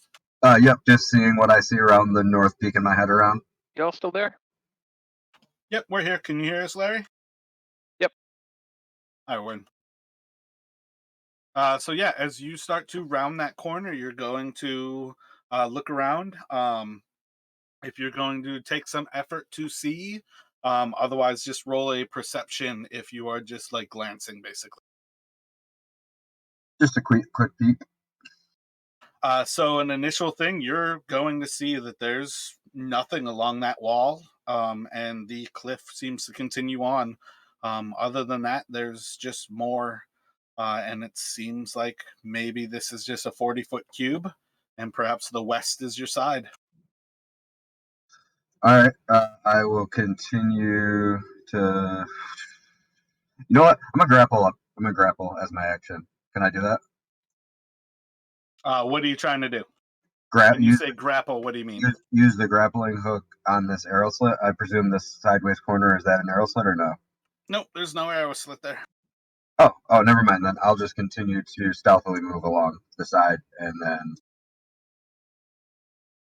So if you're moving stealthily, you are moving at half speed inside of initiative. So that would be my action, dash action, and end my turn. You have your cunning action, so you don't necessarily have to use your action to do that, but roll a stealth for us. All right.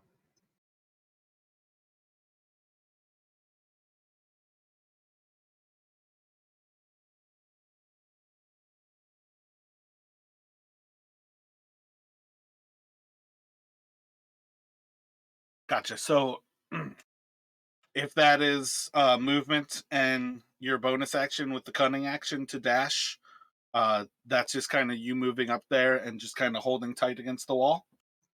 Yeah, and as a free action, I'll draw my bow if that's cool, and then I'll end my turn. Gotcha. And it's going to go to Valixsys. Okay, so she's just gonna move towards where the arrow shot from. This thing I didn't move too far, did I? Because I'm just moving up to the tower, like right about here, and pressing against it and to try to see if I can get a view of anyone or anything moving from inside right here. So if you move up to there, you can make a perception while you're doing that.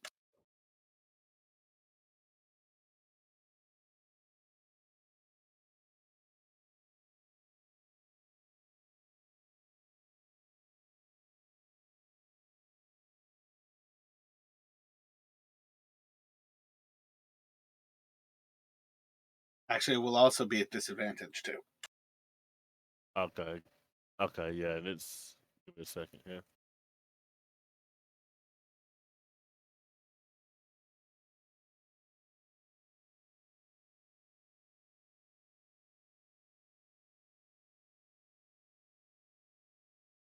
So moving up, you feel like you've seen somebody in there. It's not very clear what you were actually seeing, but it seems like you spotted some movement. Okay, let's see then. If that's the case. Uh, okay, then I guess right now she's just gonna hold her position right here for a little bit and wait for the others. See what they're gonna do.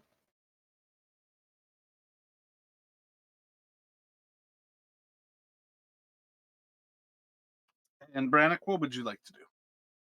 All right, so Brannick's gonna move towards the wall.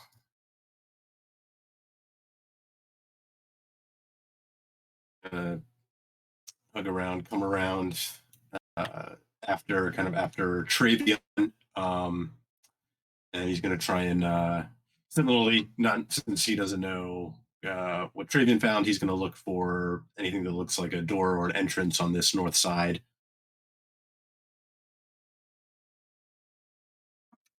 Yeah, I mean, as you come around that edge, looking around, this is a smooth, constructed stone surface. From what you can tell, yeah, there's no door apparatus on this side. Okay, and I'm not really moving stealthily, but I'm trying to kind of like move defensively, like kind of weaving a little bit, essentially taking the dodge action. Gotcha. Excellent. As I get up here, and that's my turn. Yeah. Are you familiar with the little squiggly guy over by the wrench? As far as those little token things go, and then it's going to go to Luther. Okay, so Luther was rattled by the bolt, but actually decides this is pretty much what he signed up for. So where he is now, he's visible to the arrow slot, but at least in some amount of cover from the cliff. Would that be fair? I mean, realistically, where you're at right now, you do not have cover. Okay, so in that You are case, basically looking at. Let me grab the draw tool real quick. Like that arrow slit where you got shot from. On the wrong. That arrow oh, you're slit that gonna you say it got kind of shot looks from along, yeah, has that kind of view. and So when can kind you're of shoot down the edge of the cliff, as it were. exactly, Yeah, you are looking to get to those stones before you get cover by being on that south wall of the cliff. got it. Okay, well that's exactly what I'll do then. I'll just measuring the distance. All right. So I should be able to make that there on my normal move. So, so if you take dodge as an action, do you still get your full 30-foot movement? Yep, that's correct. Okay, Your so that's movement you exact. always have access to. Yeah. It's Okay, so that's definitely like exact. not the older style. Yeah. So Luther's decided that this is pretty much what he's got a distraction of this guy of this person or this thing. So he's going to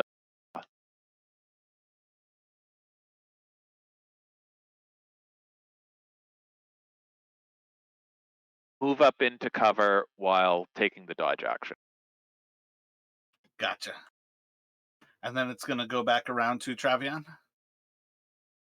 Sorry, which token should we use for the dodge? I put the ninja. I feel like that's more stealthy. Yeah, over in like the top area of those things, there's a little like double squiggly line. I feel like that's like a general like dodge one, like disadvantage basically. How do you do That that? works. If you click on your token, there's like that double circle. I think it's a Yeah, that's the normal first left time I click. ever did it. I never knew how to do it before. Oh, I felt like I've heard you talking about them while I'm like fumbling through all of that shit. Yeah, so that's like normally my unconscious one. But like if you look over to the right of that, Luther, there's one like there's like a snail, double squiggly. Oh, even if we go for the same one Brannick did, there's like the heart and then the triple squiggle. Just do that triple. Yeah. What would you like to do, Travion? Continue stealthily around this corner. Gotcha. So you're just like moving around looking for a door? I'm basically at the edge, and I'm gonna like slowly just peek one side of my face, like my eye, like one eye out, to just perceive around very cautiously. So you can do a perception at disadvantage.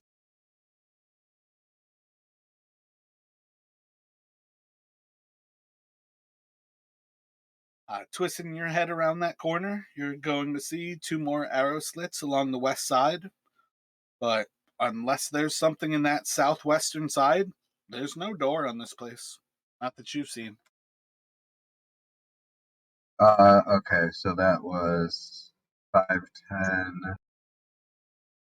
15.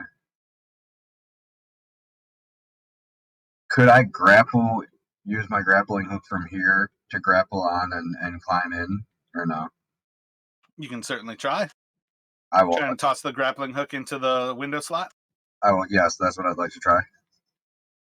Go for it. Roll a dexterity check.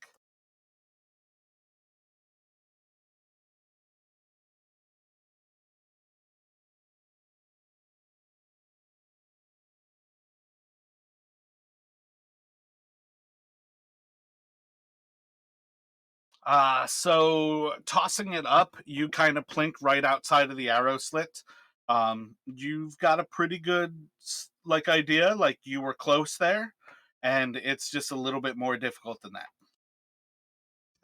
And as my bonus action, I'll just hide back around this corner just in case somebody comes to see. Basically, just dashing right back around the corner. That's right, and then on my turn. Gotcha. Valixsys, what would you like to do? Wait, did you say dash? No, hide. The use my cunning action to hide around the corner. Yeah. All right, you How can make a stealth check. Yeah, if you let me, I'll always try to hide.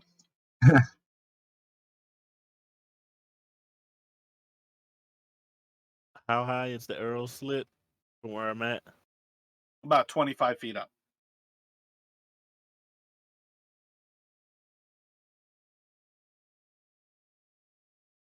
Okay. Um, she's contemplating. She's not sure if she wants to try to climb up to the arrow slit to look inside and peer inside to see if she can see anything. Um, or if she wants to play it safe. Uh, yeah, she's gonna play it safe. So she's actually glad she still has her invisibility spell to use. So she's going to cast that on herself, and then climb up the wall to see if she can peer inside.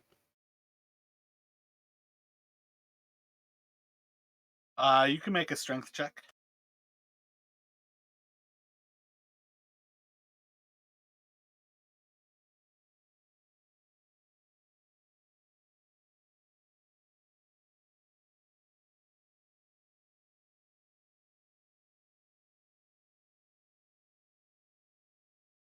So, clawing your way up the wall, you slip a few times on the ice, but eventually you get up and you kind of look into this room, and it's empty.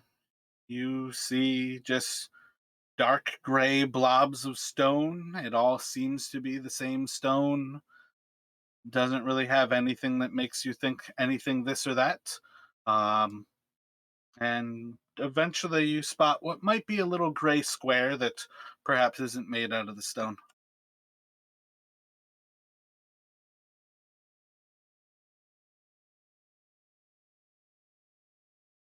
Okay, so uh okay, so Actually, that's you can't even get that high. Without a climbing speed, you can't go your full movement. So really, okay. you can't even see yet. Right now, that's got to be halfway up climbing. So I'm only halfway up the wall right now. Yeah. Okay, then yeah, that's okay. Then yeah, I'll just hold right there. Then I have no choice but to hold right there. I'm gonna just hold right there until I can get up to the inside. And it's going to go to Brannick. Right, so Brennan's going to continue on around the northern side. Does he notice any arrow slits? Sorry, on the north side, I forgot how you describe it. Nope, you did not see anything. You saw a sheer face that's about 30, 40 feet high.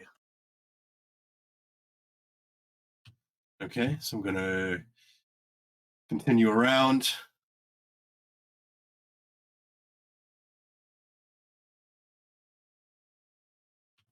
Same thing, hugging the wall, trying to get over to this western edge, and similarly looking to see if I can spot any entrance, figuring it's got to be on this side.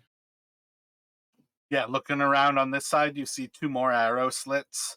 And it kind of confirms for you that if there's a way in, it's that southwestern side.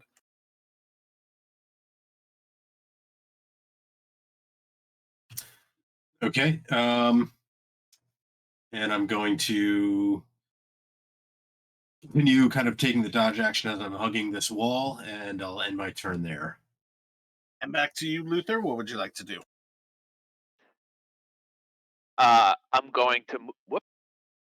I'm going to move along the wall. I'm not particularly concerned about being stealthy. As a matter of fact, I'm not concerned about being stealthy. So I'm just going to move along the wall, under cover, and I'll take a dodge action if something manages to come zinging my way. And I am looking along the. I'm actually looking out towards. Um, this way just to see if there's any movement or activity. Um, yeah. Just looking off to the southwest, kind of back to the wall. No, it's sort of down back to the river and the trail, actually. Trying to. That's the southwest. Okay, then. Isn't that what you mean? Like, I don't know what That is what I mean. That is what I mean. I always would prefer cardinal directions than saying this way. You got it. But yeah, you can look off in that direction. There doesn't appear to be anything happening down there. Oh, Are you still what? taking the dodge action? Yes. What's the roof of the guard post like? Is it a wooden roof or is it? You guys can't really see the difference between where the stone stops and snow starts. There is just a massive pile of snow, perhaps, on top of this thing, or perhaps it has some sort of peak that kind of extends up. But from what you all can tell, there's just a large amount of snow that makes up the roof of this place. But there's not like a crenellated wall and then Nope. it's not something. It doesn't look like something that you could have to access by flying into, for instance. As far as you can tell, nope. If it did, like the snow on top of it doesn't actually show any signs of those crenellations. And if you are done, it'll go to Travian.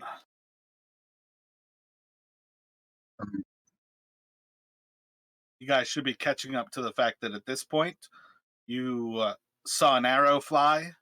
You've not seen anything since. Yeah, I'm gonna grapple or attempt to grapple back in there. Go for another dex check.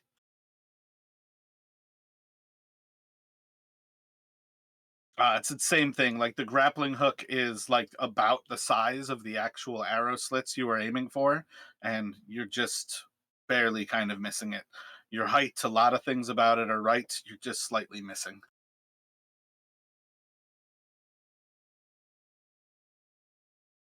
Go back into hide. Do another stealth check, and then it's going to go to Valixsys. Okay, so she's gonna. Okay, so she's halfway up towards the arrow slit, right? Yeah, realistically, you would basically be able to climb the rest of the way up, do another strength check, and on a success, you're basically climbing up to that same idea where you're just looking in, and you'll see that at this point, it's just an empty box, and there seems to be like an entry point.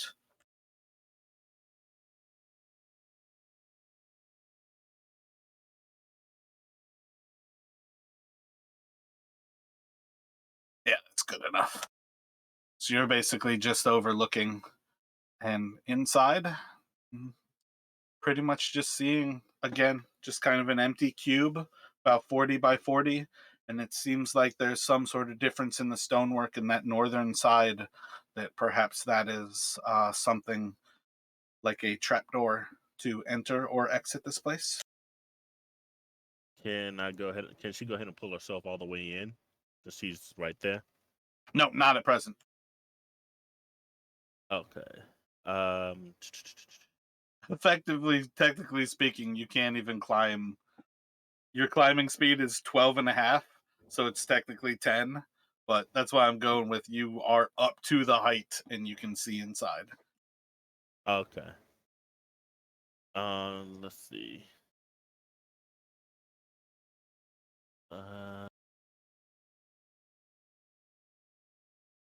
And then Brannick, you'll be on deck. Okay. Ooh, Luther's too far. So if I were to say something, a lot of people may hear me. Okay. So she's just gonna. I mean, you knew that somebody shot an arrow out of that place and they're no longer there. So you might not Right. care all that much about whether somebody hears you at this point. Right. You might actually recognize that there's an important reason for people to hear you.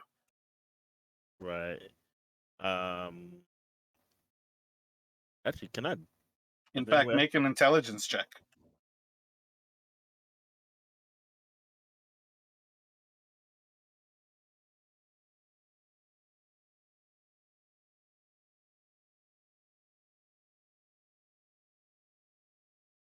Um, what is it? -2 for not having proficiency. Yeah. 14 is definitely solid enough. I feel like at this point, Valixsys has a solid hankering. I need to yell out for everybody because this guard is gone.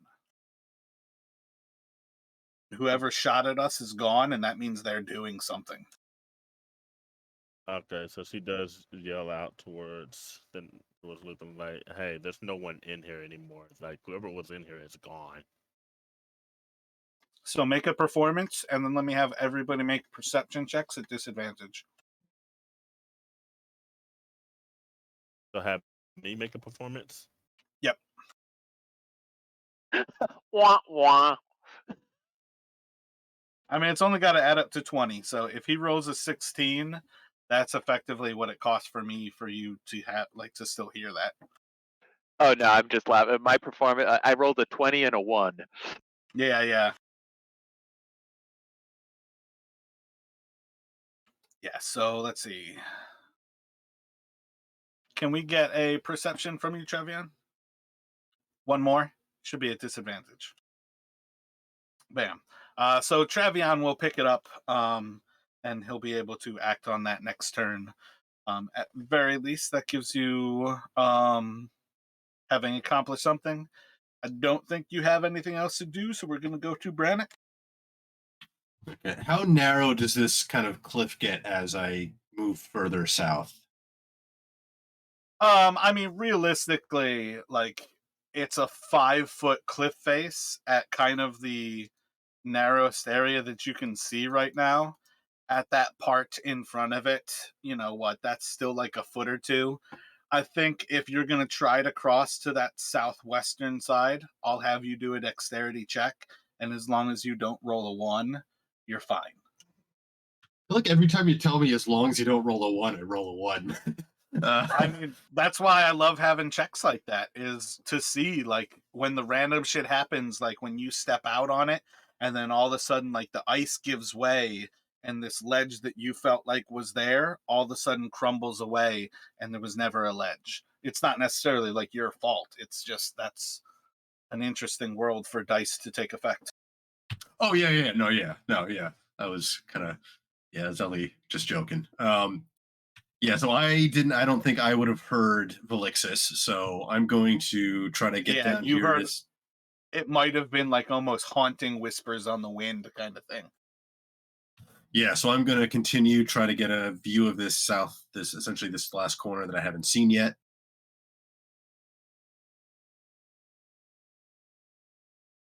Yes, Still give me same that idea. dexterity check.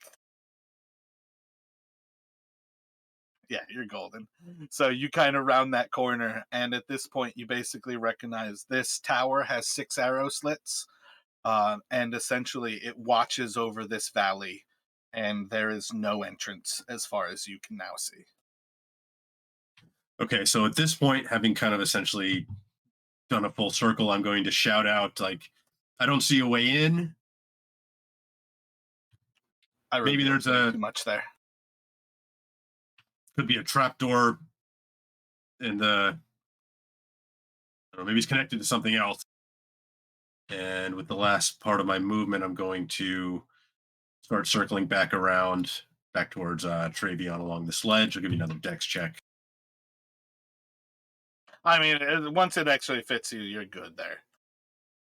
I feel like that's Okay. enough. You don't have to do it twice. Okay. I'm going to do a performance for that shout to see if they hear me.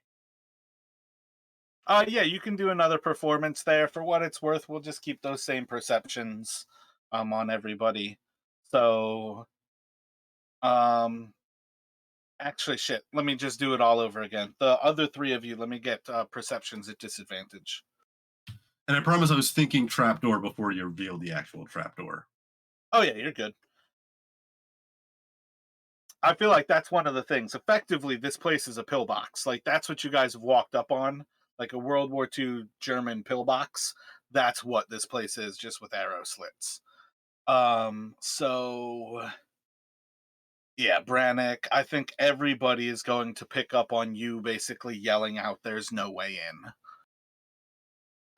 So it's going to go to Luther, and Travion will be on deck here. Luther. So Luther did hear this idea that it's a pillbox. If so, he's going to shout, "There must be a tunnel." Well, no, you don't specifically know that necessarily. You just hear Okay. Brannick yelling out that there's no way in. There's no way in. Okay. Because I mean, But if he's yelling, yeah. you can certainly understand. Like, you've not seen any other arrows flying. It might be time for you to get back up to that level with them. Yeah, I think that's a good idea. I think that's what I will do, if possible, in a single move. Yeah, I mean, if you do it with your action, let me just get a strength check from you. Or athletics.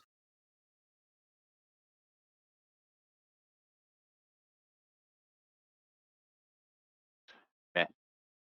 Not gonna happen. You're just gonna kind of slip down, and basically you're kind of like stuck on the wall at present there.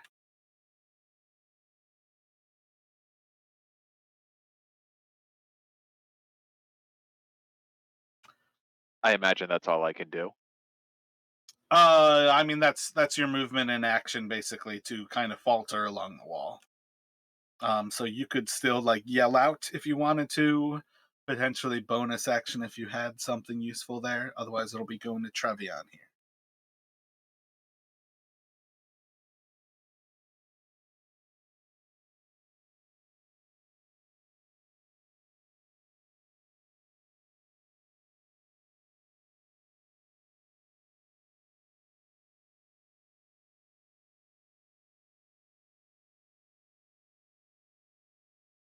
What would you like to do, Trevion?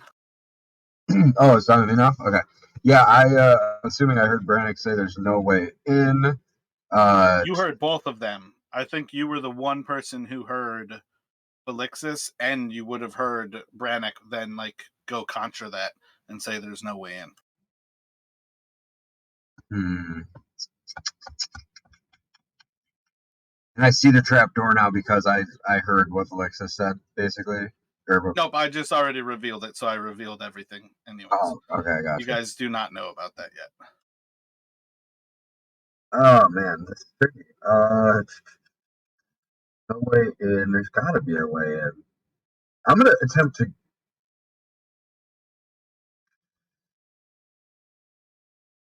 Brannick, you said there's no way in because even if we grapple to the windows, is it like the arrow slits are too narrow? Is that what you were saying? Maybe not.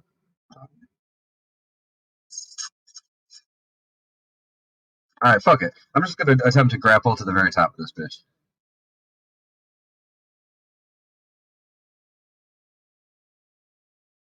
Roll another dexterity check. Dexterity check.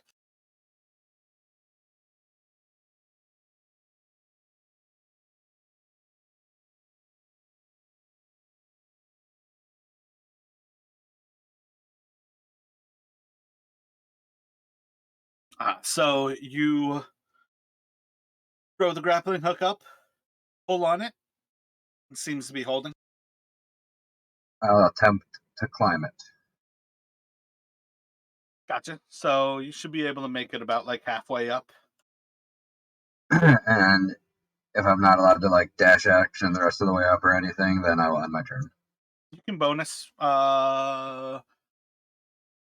Get you most of the way up. The rope is still not pulling horizontal, but after a while you start to walk into the actual snow, and there's still room up here. How much do you weigh? 185. With your gear, or is that just your person? Oh, that's just my person, so probably 215, 220 maybe. If you look on your inventory, it'll show you the weight that you're carrying. On the top left. Top left.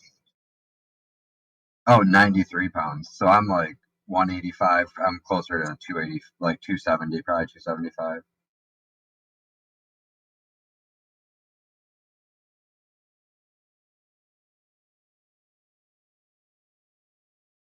Gotcha. And it's going to go around to Valixsys. So with a little bit more movement, you can basically pop up into that square and you will have 20 feet of movement inside of that room.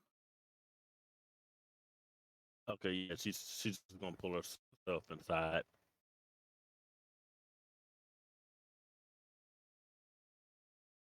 The 20 feet of movement. Yep. Okay, she's gonna. Let's see how far is that to the center.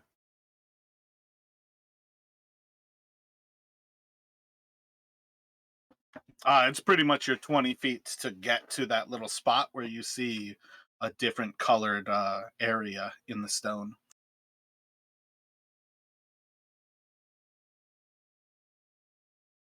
She's gonna move to like right here.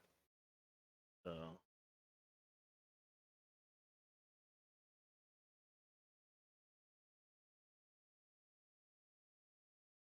Like right here is good. Yeah, for sure. Okay, so yeah, she looks and she moves around. She looks and see. I guess she finds the trap door. Yeah, you could like tap on it. There's not much, like once you're that close, it'll be pretty clear that that is some sort of wooden construction, and that that is actually the entrance to this place. Is effectively a hole in the ground. To a kobold, that would make so much sense. She's gonna try to open the door to see if she can try to open the door. Yep, and you're gonna see a ladder that leads down into a little tunnel. Is it dark or how much? Does she see? Everything about this place is dark. Yep, there's no light in there. Whoever put the light in the map just did it because.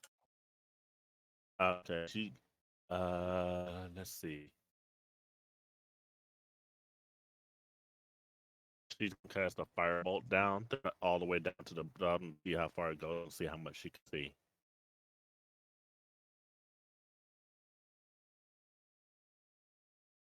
Firebolt goes for make a wisdom check for me.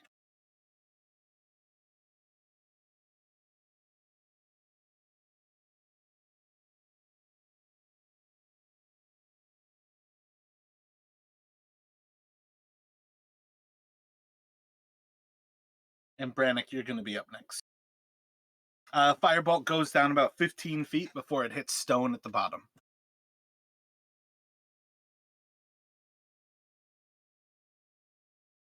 Alrighty. She just yells out that there is a trapdoor inside, and there's a ladder inside of it, and it's not too deep to climb down. And that's her turn after she yells that out to everyone.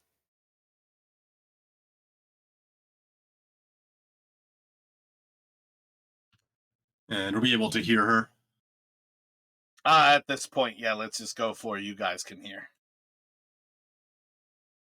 Okay, so hearing that, Brannick's he's gonna move back. He's gonna sounds like this seems too organized for simple thieves. I think Travion, you said you hadn't gotten up yet, right? You're still on the rope. And apologies, my headphones connection cut out before, so somebody was asking me if you were asking me a question, I didn't hear it. Gotcha, yeah. So he is about 30 feet above you, climbing up onto the top of this little pillbox, but is still kind of like Batmaning right now, where he is walking up the vertical surface. His rope is still not necessarily like approaching, say, like 45 degrees, but he's got the grappling hook up there and is climbing over your head right now.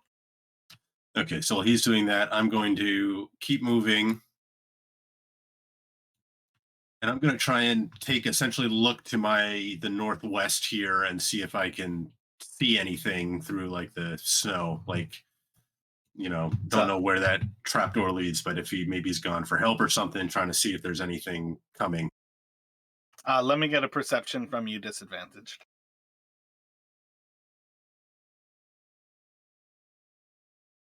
As you look off, the snow is kind of whirling around that area pretty thick.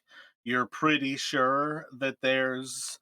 You don't have light with that character, right? You're essentially No, I in the haven't. dark I right now? haven't. Yeah, I haven't lit up anything. No. Gotcha. So you're looking off into this area, and you're pretty sure with the snow kind of twisting around that the cliff face kind of just continues off to the northwest there, and that there's just kind of snowy ground. And you're vaguely sure you're about 15, 20 feet away from a cliff face on the southwest of you. Okay. And then assuming that perception check was my action, that's my turn. If it wasn't, I'll take the dodge action. Gotcha. You can still take the dodge action there. Okay, I just wanted to see if I should take off the token thingy or not. And I'll go to Luther. I'm going to continue to try to scale the cliff. So you want a strength check for that? Yep, do another athletics.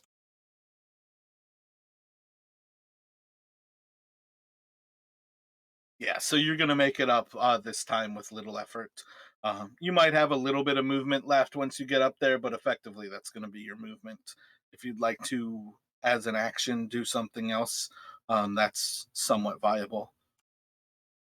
And all right, I'm gonna call out. I'm gonna try to call out to Valixsys. Which direction does the tunnel run? And then for movement, I'm actually going to return to looking back to the southwest in case the occupants of the guard post have a tunnel that runs down to the river area. Yeah, just as kind of like an outside thing, like there's not really a need to be looking in a direction. You have pretty much 360-degree perception around yourself. All right. So it's going to go back around to Travion here. I suppose I'll continue to attempt to climb the rest of this up. Did I do athletics for the rest of it, or? As far as things go at this point, yeah, do one more athletics. Wait, I didn't even make you do an athletics last time. You were making me do dexterity, I think. Yeah, the dexterity was to throw it, though. Yeah, you had me do dexterity like 3 or 4 times, I think, or twice maybe for the climb. Yeah, because it was like trying to get the target in, and then I don't know. I should have made you make an actual check last time, but that's enough. Where you climb another 10 feet, you're about 40 feet off the ground, and you're standing in about 3.5, 4 feet of snow on top of this. And when you get up to that point, the grappling hook's just gonna pull towards you. It was purely just gripped onto snow, and the snow was holding your weight.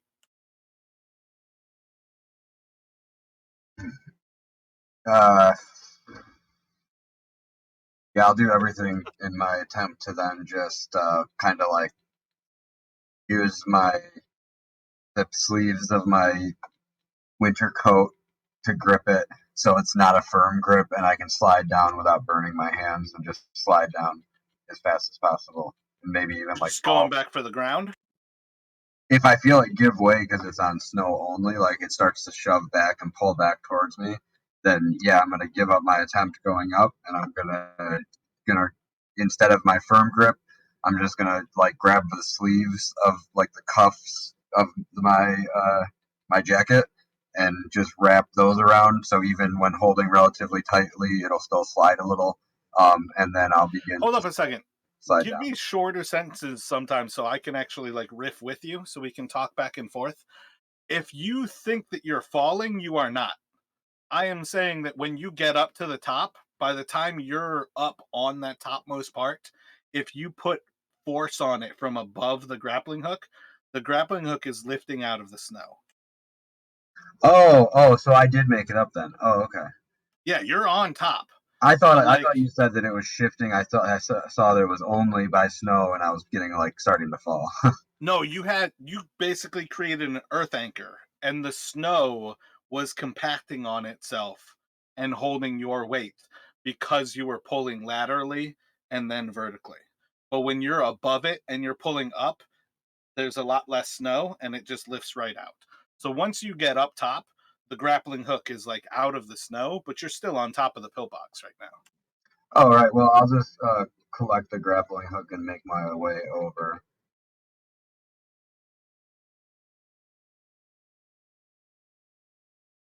Over to there.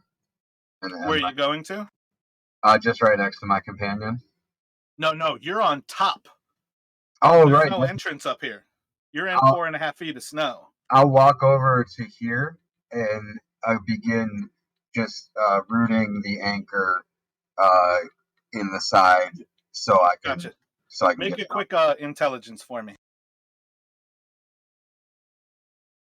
If you just loop, make a big loop with the rope and basically keep the anchor, like the actual grappling hook, close to you, you can basically loop the rope over kind of a horseshoe of snow, and that's going to give you enough grip to kind of descend yourself into the window. That's what I'd like to do. But we'll have you do that next time. It's going to go to Valixsys.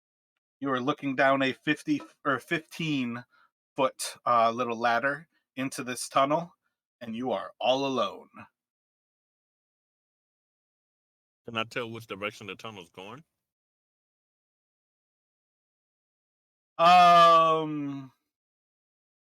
don't think with the firebolt. Looking down that far, at this point, you don't have enough sense. Either create some light or help your friends. Get everybody inside here with you. Okay, she runs back. She goes back to the window. Like right about. I guess nope. She's gonna go over here towards.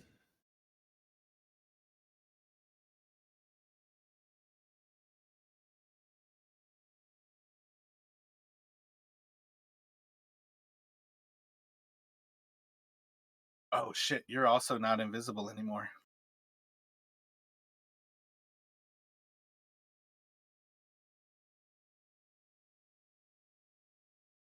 Wait, I'm not invisible no more? Yes, firebolt. Oh, that's right, I did. Oh shit. Okay, so yeah. She just kind of runs over to the window and just like, hey, come over here and I can help you pull you in. And cause there's an Theoretically, entrance you've got a rope. Let me see, do I? Most adventuring packs start with a rope. There's like 2 or 3 that don't. So theoretically, you should have a rope somewhere in your inventory. And there's 2 arrow slits right next to each other. You can basically throw like both ends of it out, and somebody can climb up using those 2.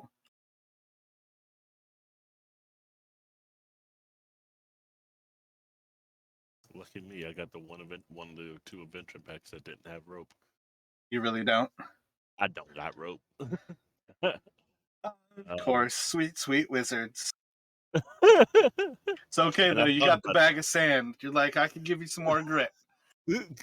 But yeah, you can basically call out to Luther and on some level use your action to kind of help him up. If he's able to get close, you can help him in, kind of thing.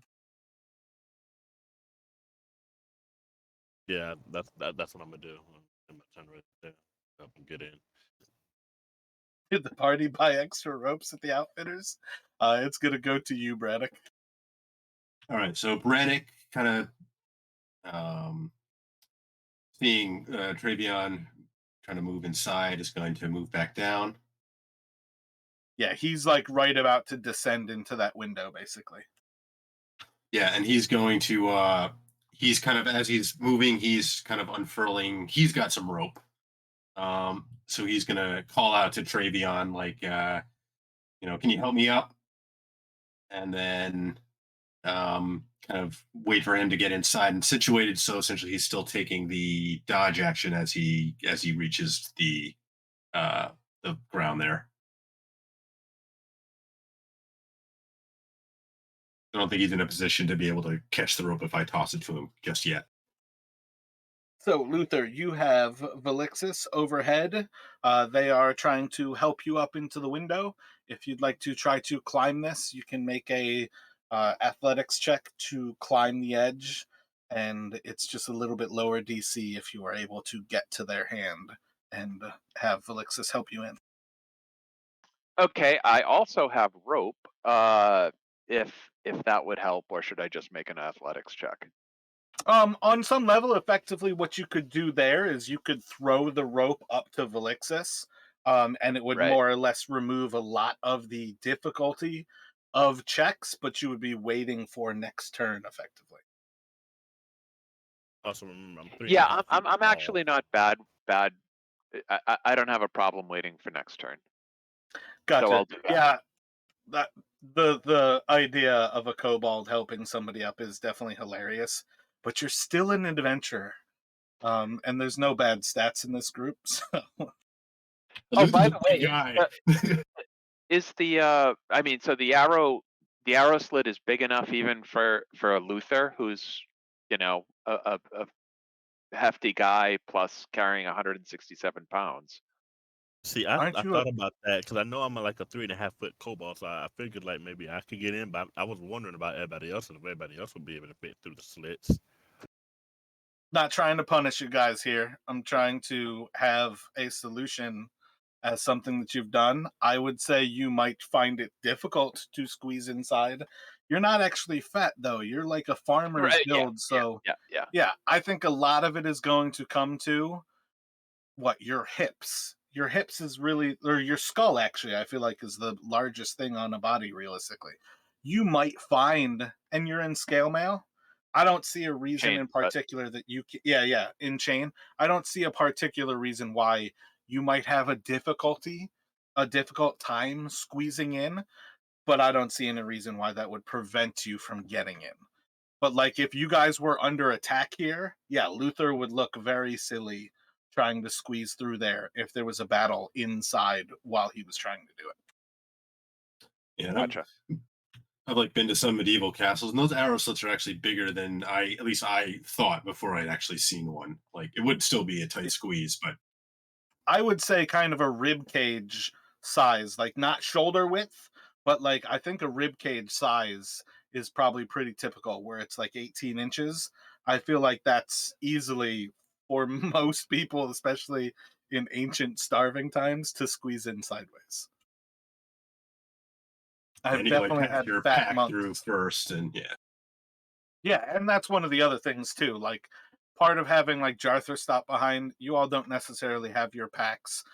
If you have your pact here, it might be one of those things you squeeze in, have to take it off of an arm, and eventually like kind of pull it in last. I think a lot of things like that is kind of just like you guys right now are sneaking into a place that you're not supposed to be, and it's working out kind of thing. So, Travion, you are above this window. You've got a little land anchor created in the snow, and Brannock is below you, but you basically have a rappel inside. Yeah, I'm gonna rappel inside. Do I need a check So for that? just do a you can do either a acrobatics or what else do you have? Oh, you have athletics. So yeah, I would say just do the athletics. Yeah, 100%. You're able to slide in there, and by the time you get like your foot inside, you let go of like the off side of the rope, and you're able to kind of bring the grappling hook down and use that momentum to kind of bring the rope in with you, and you can easily hook the grappling hook around and basically drop a rope to Brannock at this point. Yeah, that's what I'd like to do. So I'll do that. And then as a bonus action, since my adventure kit started with a rope and I bought a rope at the adventure shop, um, I will look over and just slide a rope over to Valixsys.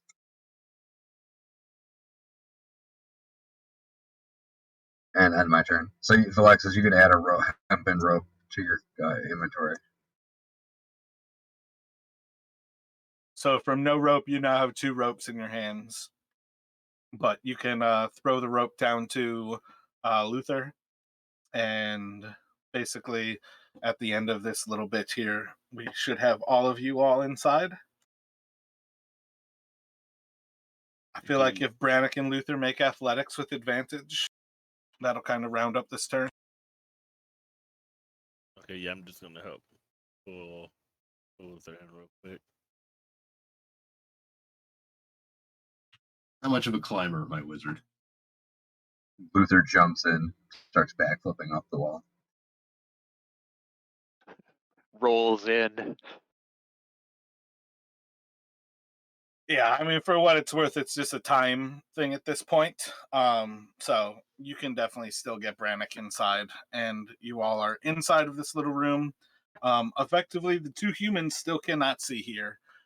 The two of you with dark vision can still just see that this is basically just a dark box of a pretty uniform room, and there's a single area where that little trap door is, where everything is just a little bit darker of a black right now. Yeah, Brannick's thinking he's gonna take out a torch and kind of he'll look to the others before he lights it, but he could use some light especially if we're headed down into that tunnel. Are we gonna pursue down the where we think the guy went, or is this the path that we're gonna catch the robbers on, or the thieves on the way back? And we should use this as a outpost out of the elements to post up. I'm afraid of who he went to get. Yeah, that's also true. Yeah. Yeah, maybe we should follow him. You did shoot a firebolt down there, so it's probably Yeah, somebody probably saw that. So we should probably go ahead and just pursue at this point. We try to set up an ambush, and we might end up finding ourselves cornered with people coming through that little trapdoor. So I suggest what we do go down and pursue. Yeah, maybe leave some of the rope kind of not hanging down from the slits, but kind of coiled near the window. So if we have to try and make a quick escape, we can use it to try to get back down outside if we have to retreat. That's a good idea. well. Go ahead. On some level, you guys would recognize those ropes doubled over those edges are about long enough for you to get down. Valixsys would have the farthest drop, but effectively, like, if you guys are looking for a quick escape, you don't necessarily have to leave the rope. But like, if you had it coiled on yourselves and you took the two ends, like, that's gonna descend you most of the way. Okay. Do you know what I mean? Like, if you throw it into two different arrow slits, you could like descend and then pull the rope away. Like, it's 25 feet up to the base of the arrow slit, and you've got a 50-foot rope. It's getting all but like what, 2 feet off the ground. Yeah, even Valixsys is hitting the ground with her feet. Okay, that makes sense. Yeah.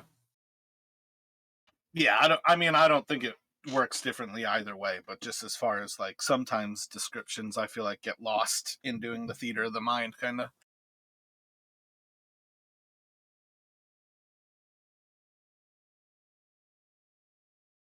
So we headed down. Are we still in turn order? I'm sorry. Oh, I'm not gonna lie. The moment they got seen, like, shit's happening inside of where you guys are going. So yeah, you're 100% still in turn order. Okay, it's on Valixsys then. My bad. Okay, then yeah, I'm gonna go ahead and. Oh yeah, I never actually moved it there. We're still like going back to it'll start on Travion here. Yeah. Oh, so is it back on me then? Okay, that's what I was thinking. I'm just gonna move over to the door. That's why I rolled stealth. I was gonna try and open the door as like quietly as possible, as to It's not. already open. Oh well, in that case, I'm just gonna peer in. Can do a perception check. I'm sorry, I need you either on the double roll or this is at disadvantage. So I need a second one. But like, setting D&D Beyond or Beyond 20 to always roll twice, and auto roll damage is huge. Yeah, looking down, it could be 5 feet, it could be 20 feet, but there's definitely a ladder below you, and you can see the ground. All right, and just for clarity, why are these always at disadvantage? Because you guys are in the dark. You have no depth perception, even if it's grays and whites. You guys need to use light, otherwise everything's going to be at disadvantage. All right, I'm gonna look to the group and ready my bow and take a step in. So yeah, there's a ladder you can climb down, and you'll eventually get to the bottom of it. All right,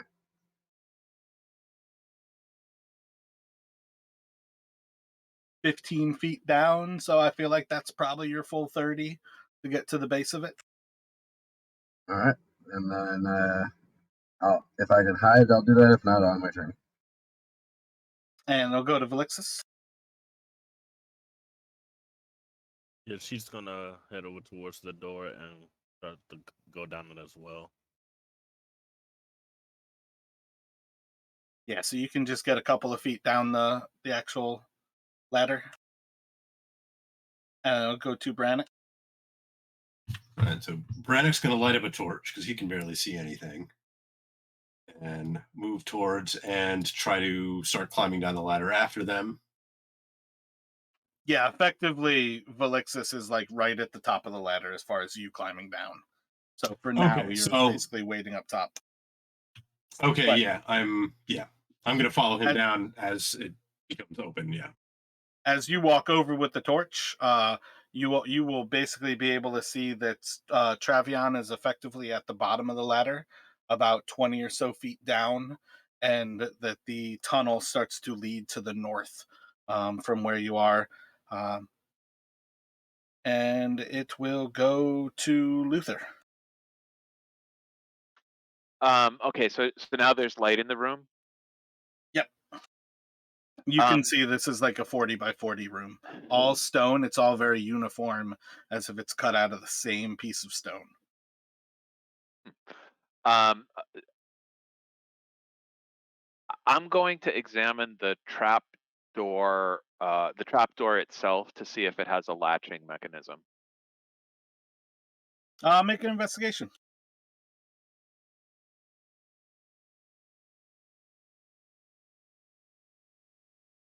You can see signs that the wood for this has been cut within the last week or so. This is pretty fresh, and it's super simple. It is really just like a very basic handle.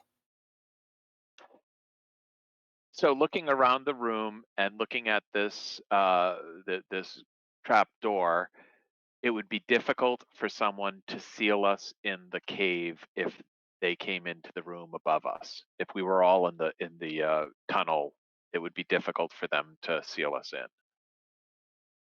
I mean, if they put a lot of weight on top of the door, that would seal you in pretty easily. But there's no loose rocks or anything like that would, I mean, other than standing on it, there's nothing apparent that would help them with that great weight. Exactly. Yeah, this room is absolutely empty. There's little bits of snow in here, but that's about it.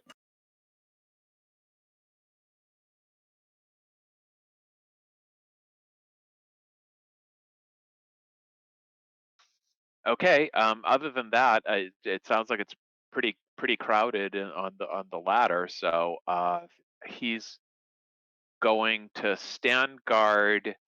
Okay, so what do you call it? Holding a trigger. If someone comes in through one of the arrow slots, he's going to fire a crossbow at them. I remember the day that Jarthra died. All right, sounds good. It's gonna go to Travion. You are at the base of the ladder. You can see in this kind of stone hallway that seems to lead off to the north. And it tracks probably about 10 or so feet before you just see into the darkness, and it's hard to actually judge the distance. But there's a good way that this leads off to the north and for quite some time.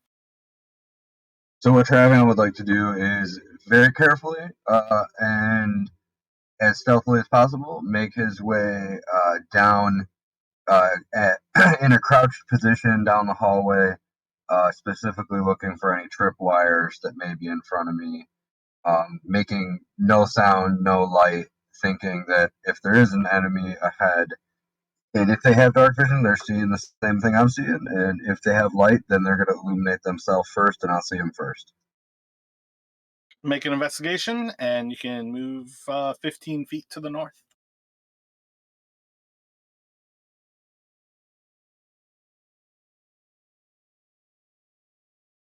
Slowly making your way through this little hall, you're not seeing anything that seems to be any sort of a trap, and it seems clear enough. And I will end my turn.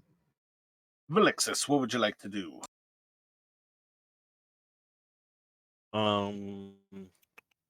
She's just gonna kind of let go of the ladder and just drop down the rest of the way. Proceed to move forward. You just straight up letting go of the ladder? Yeah, you said I climbed like a little bit of the way down already, like 5 feet. Yep. Okay, so yeah, it's like 10 more feet down. So I'm just gonna drop the ladder.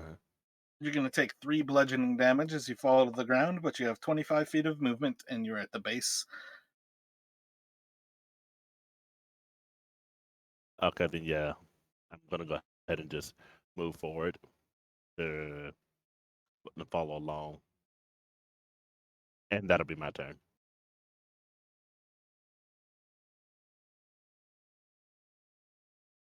And it's going to go to Brannick. Brennick's going to climb down the ladder. Assume I think that'd be all of his movement, assuming it's twice speed to climb down it, right?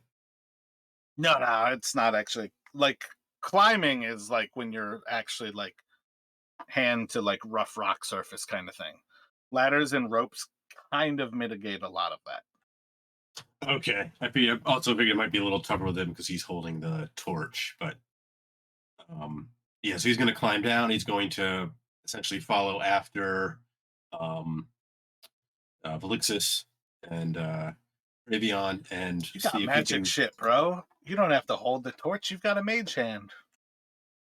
Oh shit, that's right. I didn't even think. Yeah, I'm going to. Yeah, I'll cast Mage Hand and have it hold the torch, so I have both my hands free. Because I'm an idiot and didn't think of that myself. I don't see any reason that you can't just walk full speed, go full speed down that ladder. I think you'll be about that distance, just kind of behind the two of them. And at this point, you all would be able to see. Like, I think you can see 10 feet of the hall in front in bright light, and you can basically see that there is another ladder about 60 feet to the north of you all that starts to lead up. Pretty low ceiling here. It is effectively about a like 5-foot ceiling, so most of you are hunched down inside of this little crawl space or this little tunnel. Okay, and that is my turn. Gotcha. And then, assuming Luther is going to climb down behind, you will effectively be at the back of the group there.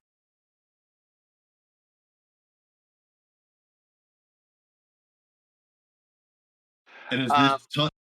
Sorry, go ahead. Didn't mean to interrupt. Again, examining the trapdoor itself, in terms of, and again, being paranoid about being locked down here. Does it actually have hinges, or is it just something that's sort of, slid into place? You can do another investigation.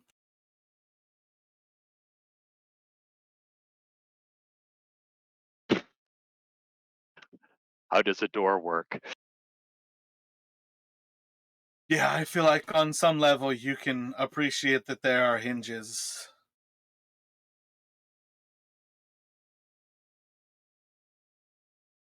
And okay, so here I'll say this: he You've tries got 2 to. crap rolls on that. I'm not giving Yeah, you. I know. I mean, what can you do? He tries to rip the uh the the trap door off its hinges. You've got a mace. Yes, I do. Roll an attack roll with your mace. Fuck all these investigations.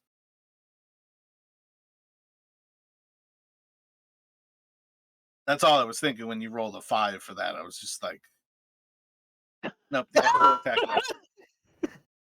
Actual attack roll, though. I mean, that damages shit regardless of if you hit, but.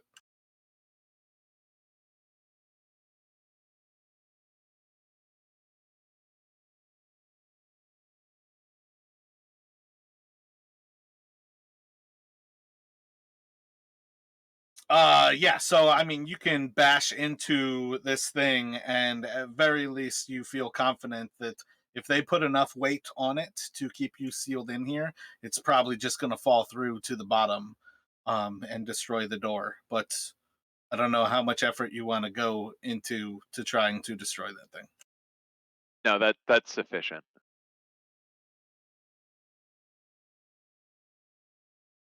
Your paranoia is infinite. Indeed. So I think at some point you're basically going to be kind of lagged behind the group and will not be able to catch up. Like you'll be on the ladder still, and it's going to go back around to Travion.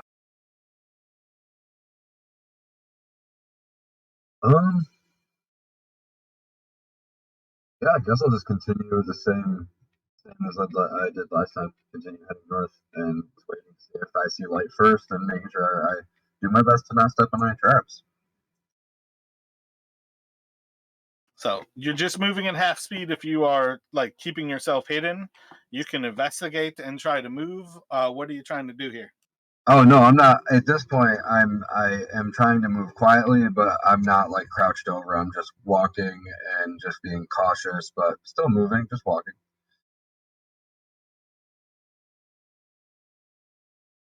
So, do you want me to investigate for traps then as I walk? It just depends what you're trying to do. Like, I feel like if you are just walking, then you're just walking and you can go full speed. Yeah, I mean, I'm walking and like looking down, and I would think it would be obvious in these pitch black tunnels if there was any light, it would immediately catch my attention and I'd dart my head up. So I'm walking, looking down. So I've got the torch out behind you, so there's light from that now. Yeah. So you can do an investigation and you can move forward your 30 feet. Looking around doesn't seem to be trapped, and you can move forward those 30. Are we supposed to be on a different map? Nope. Nobody's ever supposed to actually enter this place this way, so there's not a tunnel. You're just moving 30 feet north. Oh, dang, interesting. Very interesting. And Valixsys, what would you like to do? I'm gonna follow behind as well. I'm gonna move 25 instead of 430 though. Oh, why do I keep thinking that you have 25 as a movement speed? You're I small, don't. but kobolds move 30? Yeah. All right, all right. Yeah, so you can definitely just moving up 25. And then Brannick, it will be on you. They are nearing the end of the tunnel. Okay, yeah, Brannick's going to follow on, kind of sending his torch out a little bit in front of him.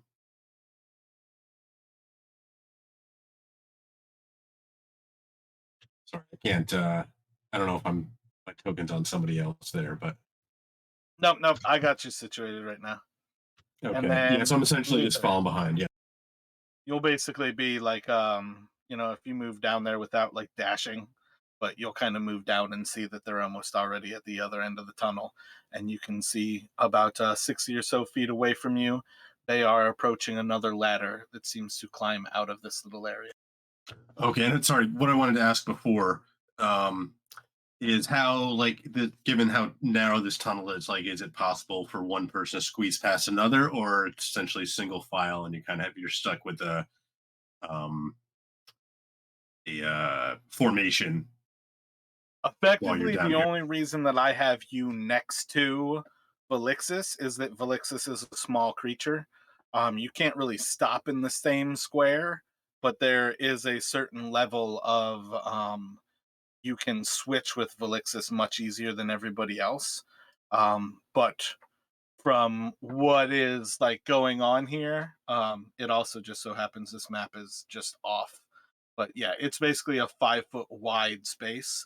So you all can shift if you want to be in a different positioning, but you have to, like, it's effectively difficult terrain while you are moving past each other. Okay, yeah, that's kind of what I was getting at. So, okay, thanks.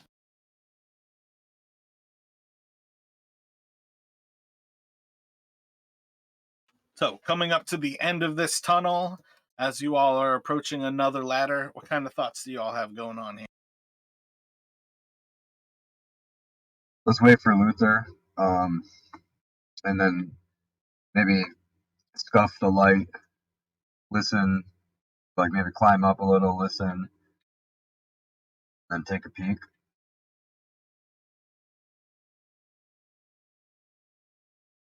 Or if you want to keep the light going, maybe stay back a little bit from the ladder so it's not clearly visible if they open it up. I don't know. I mean, I can't see without it, and neither can Luther. I So can maybe I can either throw light or light my own torch if we want to split the light.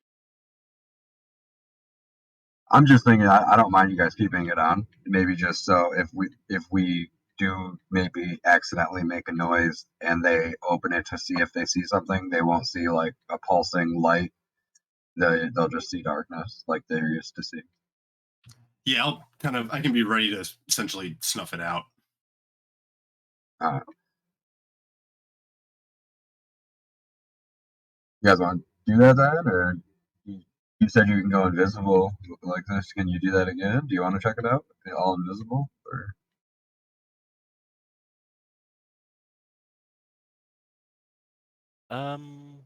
Yeah, I could try one more time, but once this time is up, I won't be able to do it again for a while.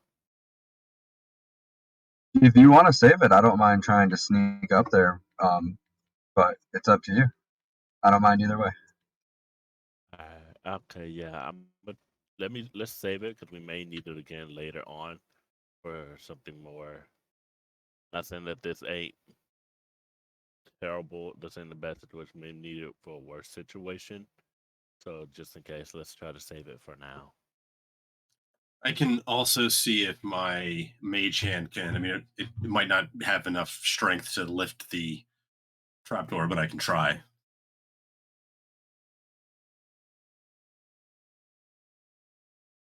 Oh yeah, and then you know what else I'm thinking too is you guys could essentially lay the torch down or set it up like with rocks and light an area of the hallway that's safely far away, and then move away to where you feel comfortable or whatever you guys want to do. I'm just thinking. You're also a rogue with a hooded lantern. And that's quite literally what hooded lanterns are made for. I have a hooded lantern. Let me double check. Light is a part of this game, and you are a rogue. You definitely have a hooded lantern. Oh yeah, I do. All right, I'll give him my hooded lantern then. Sorry, I'm not used to having one of those. All right. So if you light that up, I'll extinguish my torch. Yeah, before I mean, do you want to Yeah, use transferring the fire to it. Yeah, I mean yeah. Essentially after the hood. What I meant is after we light the hooded lantern, I'll extinguish my torch, but I can Right. use the torch to light the lantern. And I'm gonna give you the lantern after you light it with the torch. I'll essentially give it to you and let you perform the whole thing, so we don't drop it.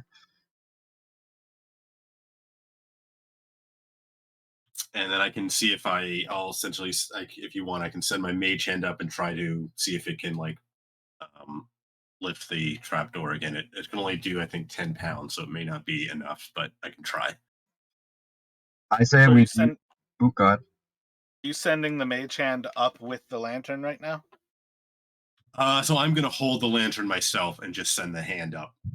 Hold on. Do you think we should go and listen to see? Because if you just open it, like mage hand opens the door and there's like 5 guys looking at it, then what? What do we do? Yeah, we can listen. Try and listen first if you hear anything on the other side. I'm thinking of the next step afterwards. I'm happy to, if we don't hear anything, let your mage hand open it. Definitely.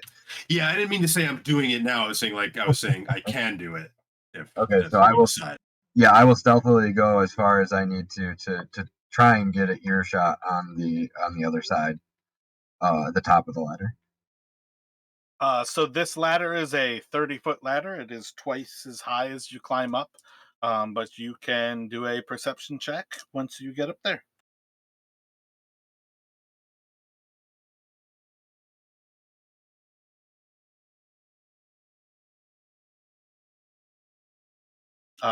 Throwing your ear up to the wood and taking a moment to listen. Doesn't seem to be anything happening. It's pretty quiet. And all of a sudden you hear, What the fuck were you talking about? Is there really someone coming?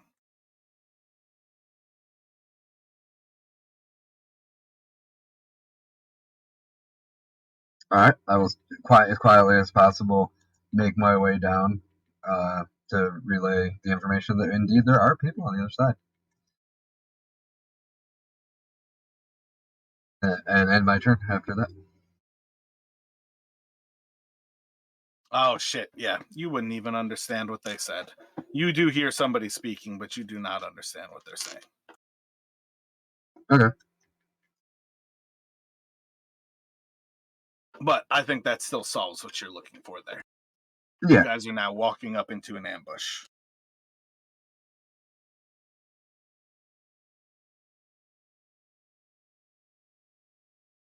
Well, you know, I'm done. My goal now is to relay that information to my team. Yeah, so what do you all want to do? So I guess, if I'm down and we're talking, there's a potential we're walking into a trap. Any ideas?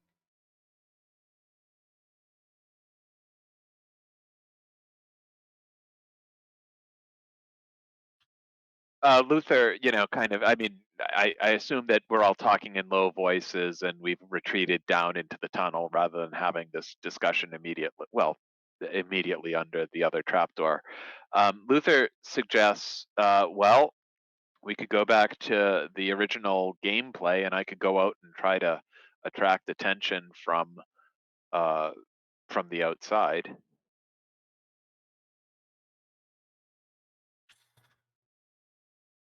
Or we could just try to bum rush the joint. If he goes and attracts attention, he'd have to head all the way back. You would end up being alone. So, would you be okay with that? I mean, we could. I was thinking we could back away, but back towards the other ladder. I could, if there's people on the other side, we could try to lure them down by I could use the hand to kind of make some noise and have us be far enough away so that we can ambush them as they come down if they fall for it, or I don't know. We don't know how many are on the other side, so it might be rough going if we try to push, especially given that I think we have to go one at a time up the ladder. So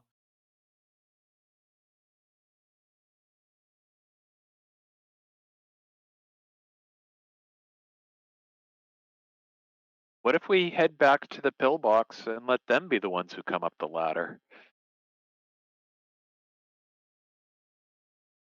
That could work, but at the same time, if they ran from us after shooting the arrow, which means they're probably already expecting us to either follow or come from the outside some direction. So we'd have to.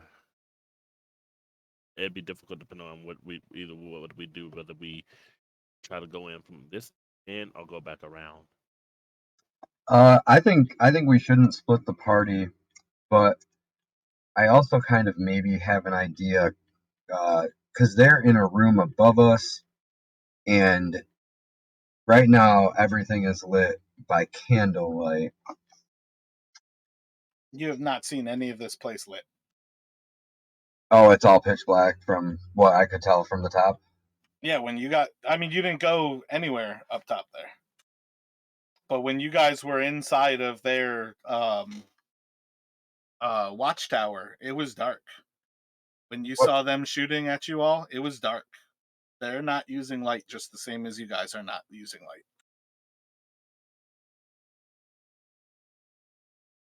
That's one of the biggest clues that I think you guys have as to what you are dealing with right now, is that your opponents are also using the darkness. Well, shit, we might have to just all go back. I mean, I don't know. We could try and bum rush it, or maybe our tankiest guy first, or maybe we can distract him with Mage Hand. Can Mage Hand go through like the trap door and like make a noise in the room somewhere to get him looking away from the trap door? no, I can't go through like solid substances. It's Maybe- not like it's spectral, but it's not like ghost so you can't like go through things. I don't think. How does this sound?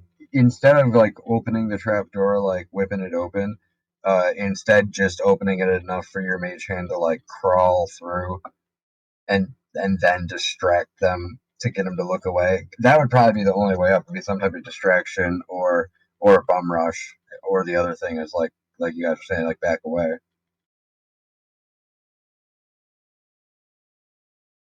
Yeah. Alternatively, we go back to what we came and try to, now that we know which direction this tunnel leads, is approach from the outside.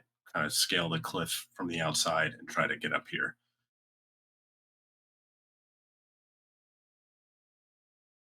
A 30-foot ladder into an ambush is an awfully spicy burrito to bite into.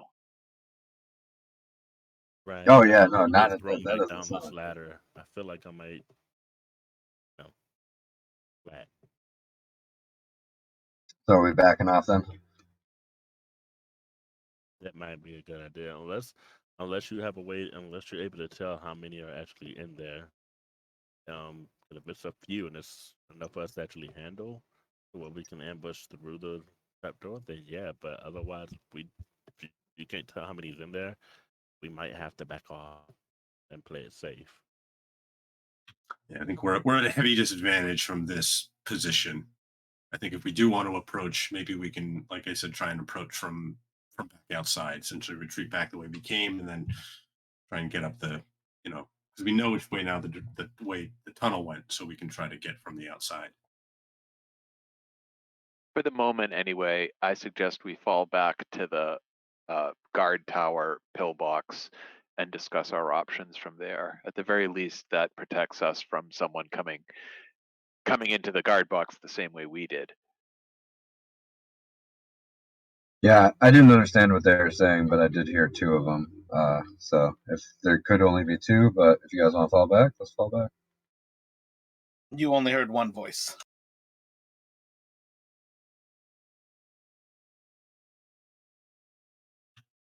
You probably infer that it was, I mean, unless it was I talking mean, to somebody himself, I guess. talking to somebody else, it's multiple people. But again, like, had you spoken the language that I was using, you might have understood. But otherwise, you just hear that there's conversation. All right. So we're going to start to fast forward some of your decisions here. Are you all falling back to the pillbox? I think so, yeah. Are you Yeah. trying to hold tight and hold the pillbox, or are you trying to explore beyond? What are you all going for here?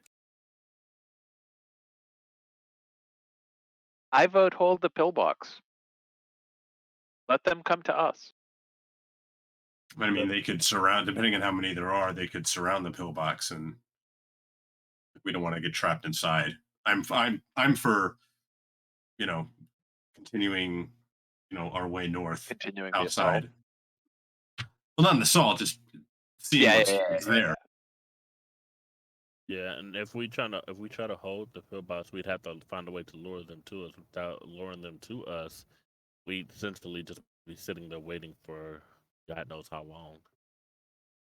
Fire is a really good way to kill people who are stuck inside of a death box. Just smoke you out until you can't breathe and you're unconscious. The pillbox is a good thing when your back is held by friendly fire. But if somebody wanted to kill you guys in there, just start a fire at the bottom of that ladder. It'll smoke you out. Huh. Essentially, could we do that here? Turnabout is fair play. Yeah, could we just do that to them now here at the base of this ladder? What do you guys have to burn? I have a crap load of torches. I got a tinder box. Is the ladder made out of wood? We could burn that. We could burn that, yeah. It's stone. It's all cut out of the same stone. This place Even the is ladder? monolithic. Yep, almost as if you guys are dealing with dwarves. Yeah, almost as if we're dealing with dwarves. Fresh stonework? Got that in spades. So let's double back unless we have enough to burn them out and smoke them out. I mean, we don't even know that these are the thieves we're looking for, right? I mean, Oh, definitely. We don't know that. so As a I matter think of we fact, just the dwarves, we know that the thieves we're looking for are, or at least one of them um, is larger than a normal human. that's what I was thinking. Like these, like simple, like these sort of fortifications and defenses are not what I would expect from like thieves.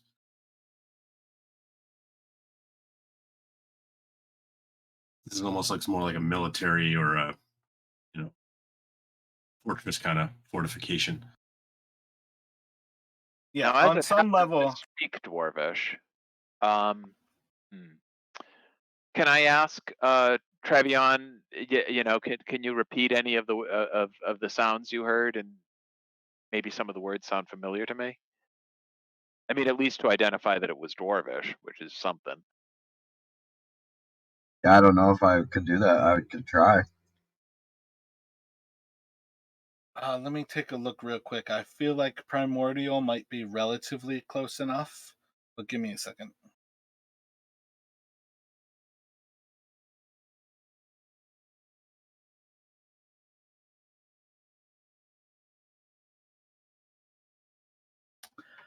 No, it's kind of like a backwards. I don't think he has any reason to be able to repeat any of it.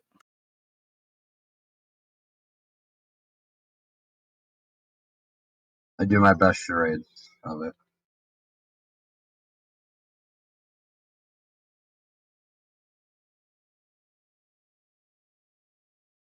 I think for what it's worth, I'm sorry there's not a combat this game here.